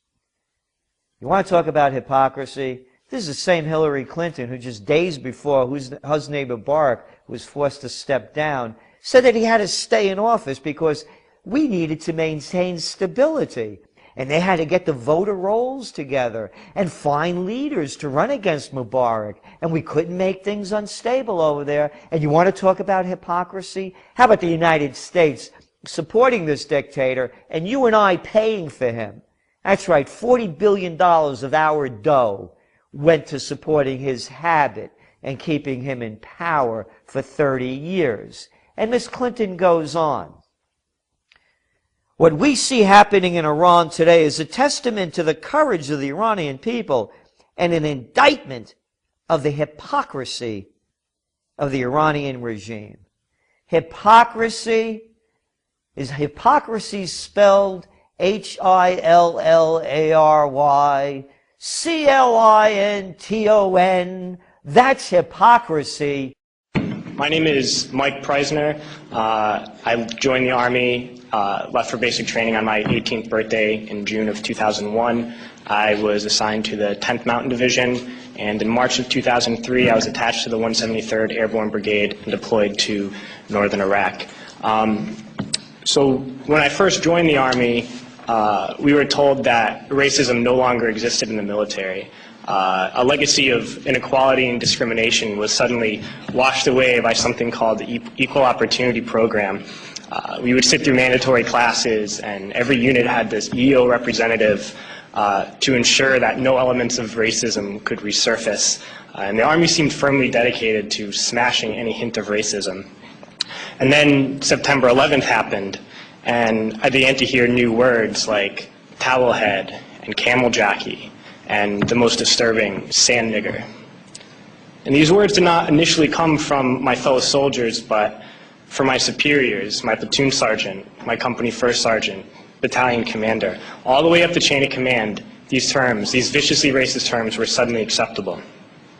And I noticed that the most overt racism came from veterans of the first Gulf War. And those were the words they used when they were incinerating civilian convoys. Those are the words they used when this government deliberately targeted civilian infrastructure, bombing water supplies, knowing that it would kill hundreds of thousands of children. Those are the words the American people used when they allowed this government to sanction Iraq. And this is something that many people forget, and we can't forget, is that we've just learned that we've killed over 1 million Iraqis since this invasion, but we already killed 1 million Iraqis in the 90s through sanctions and bombings prior to this invasion. So the number truly is much higher. But when I got to Iraq in 2003, I learned a new word, and that word was Haji. Haji was the enemy. Haji was every Iraqi. He was not a person, a father, a teacher, or a worker. And it's important, we've heard this word a lot during Winter Soldier, but it's important to understand where this word came from. And to Muslims, the most important thing is to take a pilgrimage to Mecca. It's the Hajj. And someone who has taken this pilgrimage is a Haji. And it's something that in traditional Islam is the highest calling in the religion. So we took the best thing for a Muslim and made it into the worst thing. But history did not start with us, and since the creation of this country, racism has been used to justify expansion and oppression. The Native Americans were called savages, the Africans were called all sorts of things to excuse slavery, and Vietnam veterans know of the multitude of words used to justify that imperialist war. So Haji was the word we used. It was the word we used on this particular mission I'm going to talk about. And we've heard a lot about different raids and kicking down the doors of people's houses and ransacking their houses. But this mission was different, a different kind of raid. I never got any explanation for these orders. We were only told that this group of houses, 5 or 6 houses, were now property of the U.S. military, and we had to go in and make those families leave those houses. So we went to these houses and informed the families that those homes were no longer their homes. We provided them no alternative, nowhere to go, no compensation, and they were very confused and very scared and did not know what to do and would not leave, so we had to remove them from those houses. One family in particular, a woman with 2 small girls, a very elderly man and 2 middle-aged men, we dragged them from their houses and threw them onto the street. And arrested the men because they refused to leave, arrested the old man, and sent them off to prison.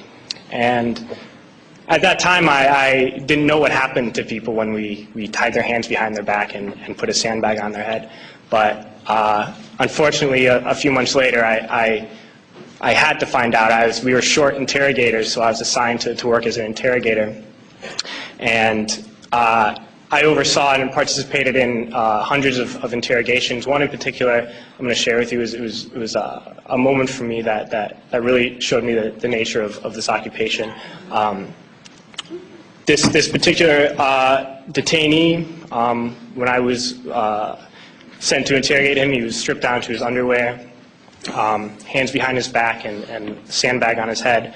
I never actually saw this man's face. My job was to take this metal folding chair and just smash it against the wall next to his head. He was faced against the wall with his nose touching the wall, while a fellow soldier screamed the same question over and over again. No matter what his answer, my job was to slam the chair against his wall. We did this until basically we got tired, and I was told to make sure he stood against the wall for however long. Well, for more on the verdict on Julian Assange's extradition in the UK, we're joined by our CCTV correspondent, Yang Shan, in London. Hello to you, Shan. Can you bring us up to date with the situation there? Well, actually now Assange has arrived at the court and the hearing has already begun. The judge has collected evidence from both sides and heard the addresses. We are waiting for the final result. It may come out quite soon, but it seems that the result may not be promising for Mr. Assange, because earlier we have news source from Guardian. It claims that a senior extradition barrister at Matrix Chambers predicted that it is very likely that the senior district judge will order the extradition of Julian Assange to Sweden to face sexual assault charges. Also, in an interview with BBC Radio 4, Julian Knowles, a writer on extradition law, dismisses two preliminary arguments raised by Assange's defense team. That the Swedish prosecutor had no power to issue a European arrest warrant, and that the WikiLeaks founder was wanted merely for questioning rather than to face trial. Notes say that there's no doubt that the Swedish prosecutor does have the power to issue warrants, and the Swedish prosecutor has made it clear that Mr. Assange is wanted for trial if he goes back. Unless he can demonstrate that his innocence before trial, he will be tried. Another argument put forward by Mr. Assange was that the allegation of rape and sexual assault against him did not amount to offences for which he could be extradited. Again, though, Knowles was also unimpressed. If what's alleged against Assange had taken place in the UK, the barrister explained, it would obviously constitute sexual assault. But Thursday's ruling by the Judge Rideau will not be the end of the story. The losing side has a right of appeal to the higher court and will certainly exercise it, so the case might not be resolved before the summer.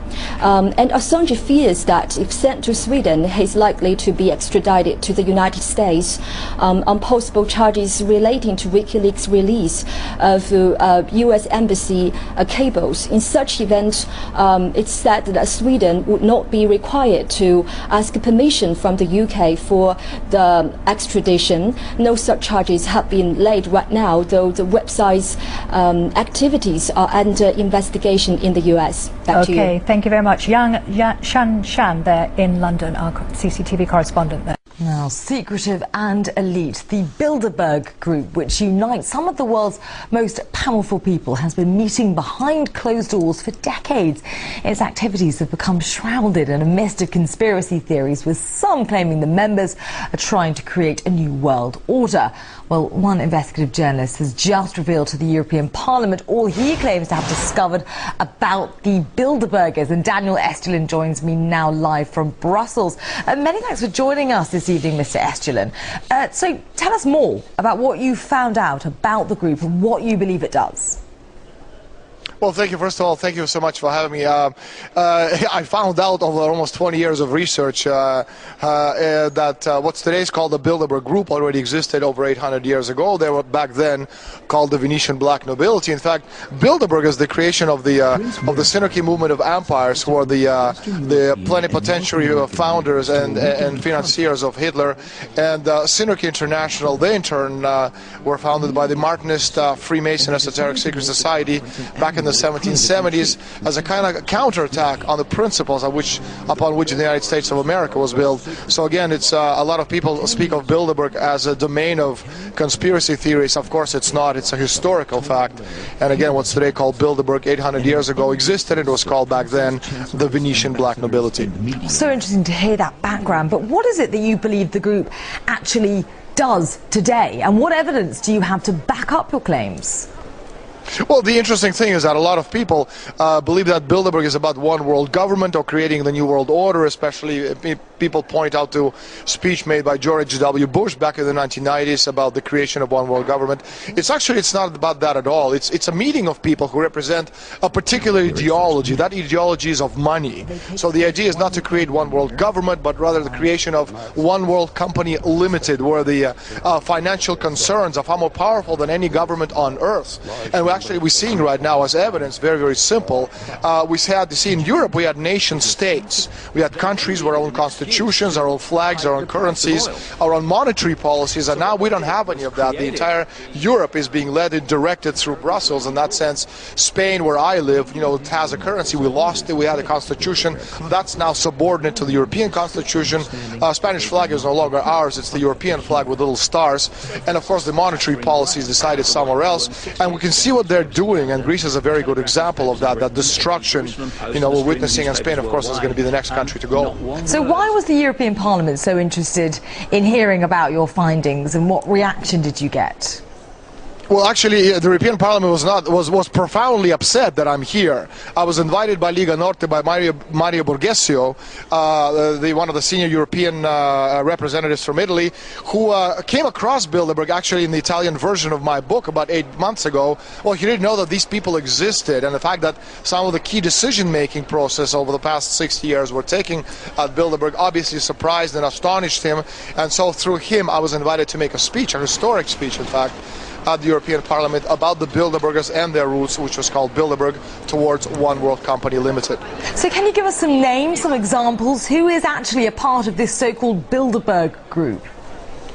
Well, this is the old NATO alliance. So you're talking about the European presidents, Prime Minister of Canada, the sitting president of the United States, top 50, 60 CEOs of the world's leading corporations, American senators and congressmen, European commissioners, all of the European royalty, of course, is present. And finally, talking about as well the leading bankers, the International Monetary Fund, the World Bank, the European Central Bank, the World Bank, and finally they're joined, and we have a lot of noise. I hope you can still hear me.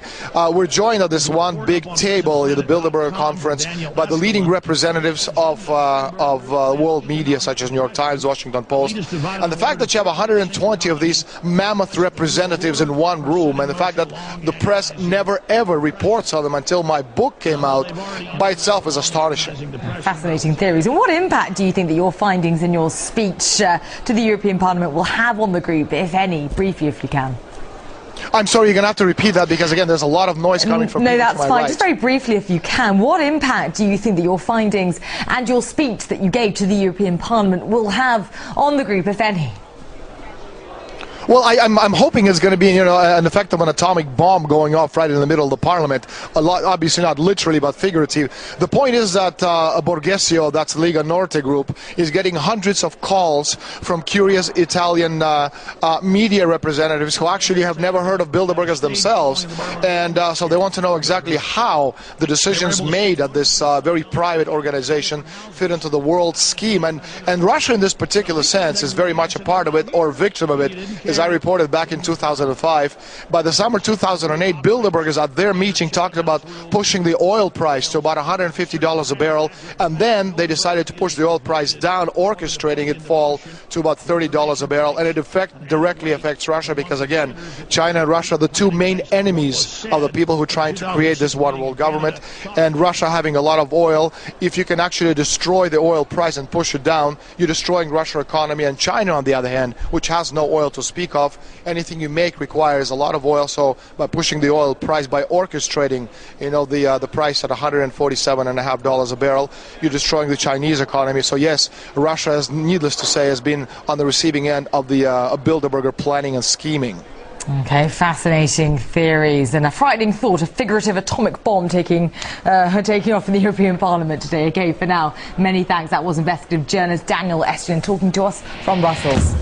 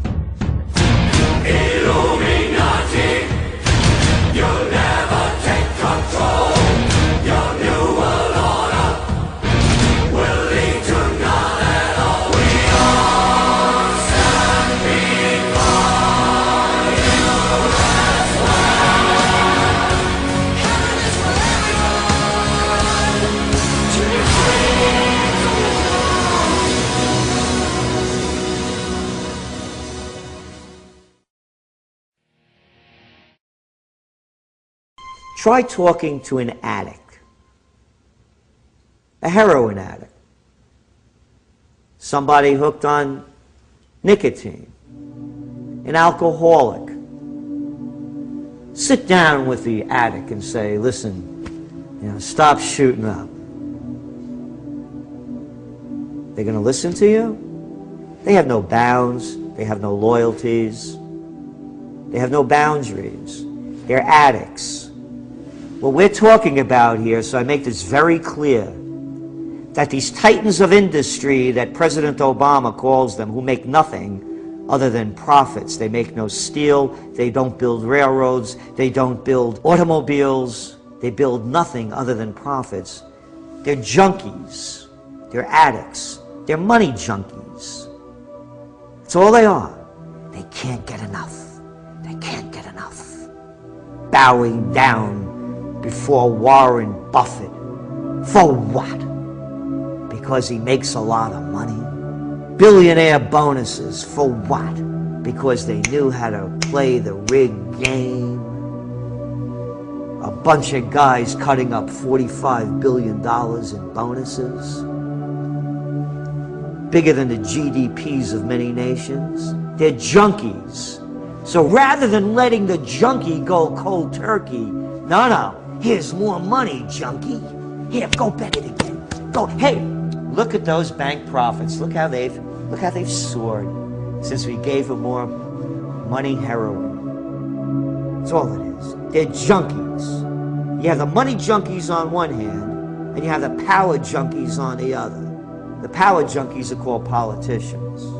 Tomorrow, a full committee hearing on cybersecurity. And this comes within our purview on this committee. And not trying to be dramatic about it, when the internet was invented, everybody fell flat in their face. They were so thrilled. And the world began to do business in a different way. Now, both the President Bush's Director of National Intelligence, Mike McConnell, who I greatly respect, and President Obama's Director of National Intelligence, Admiral Blair, who I greatly respect, have labeled cybersecurity perpetrated through the internet as the #1 national hazard of attack on the homeland in West Virginia, in West Virginia, America, or anywhere else. So, I mean, it really almost makes you ask the question, would it have been better if we never invented the internet and had to use paper and pencil or whatever? And that's a stupid thing to say, but it has genuine consequence, because it's on the internet that these acts of shutting down, you know, they have the television saying that, ads every day saying that the Department of Defense is attacked 3 million times a day, and it's true. Everybody is attacked. Anybody can do it. People say, well, it's China and Russia, but there could be, you know, some kid in Latvia doing the same thing. I mean, it's an individual act. It doesn't require a sleeper cell. It doesn't require any, you know, ammonia or explosives. It's just an act. And yet it's an act which can shut this country down. Shut down its electricity system, its banking system, shut down really anything that we have to offer. It is an awesome problem.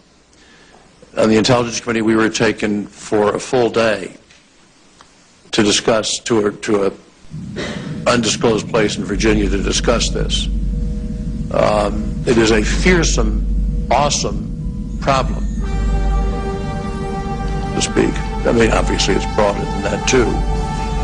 I wonder where this stands with you, what your thoughts are, and what you think we ought to be doing about it.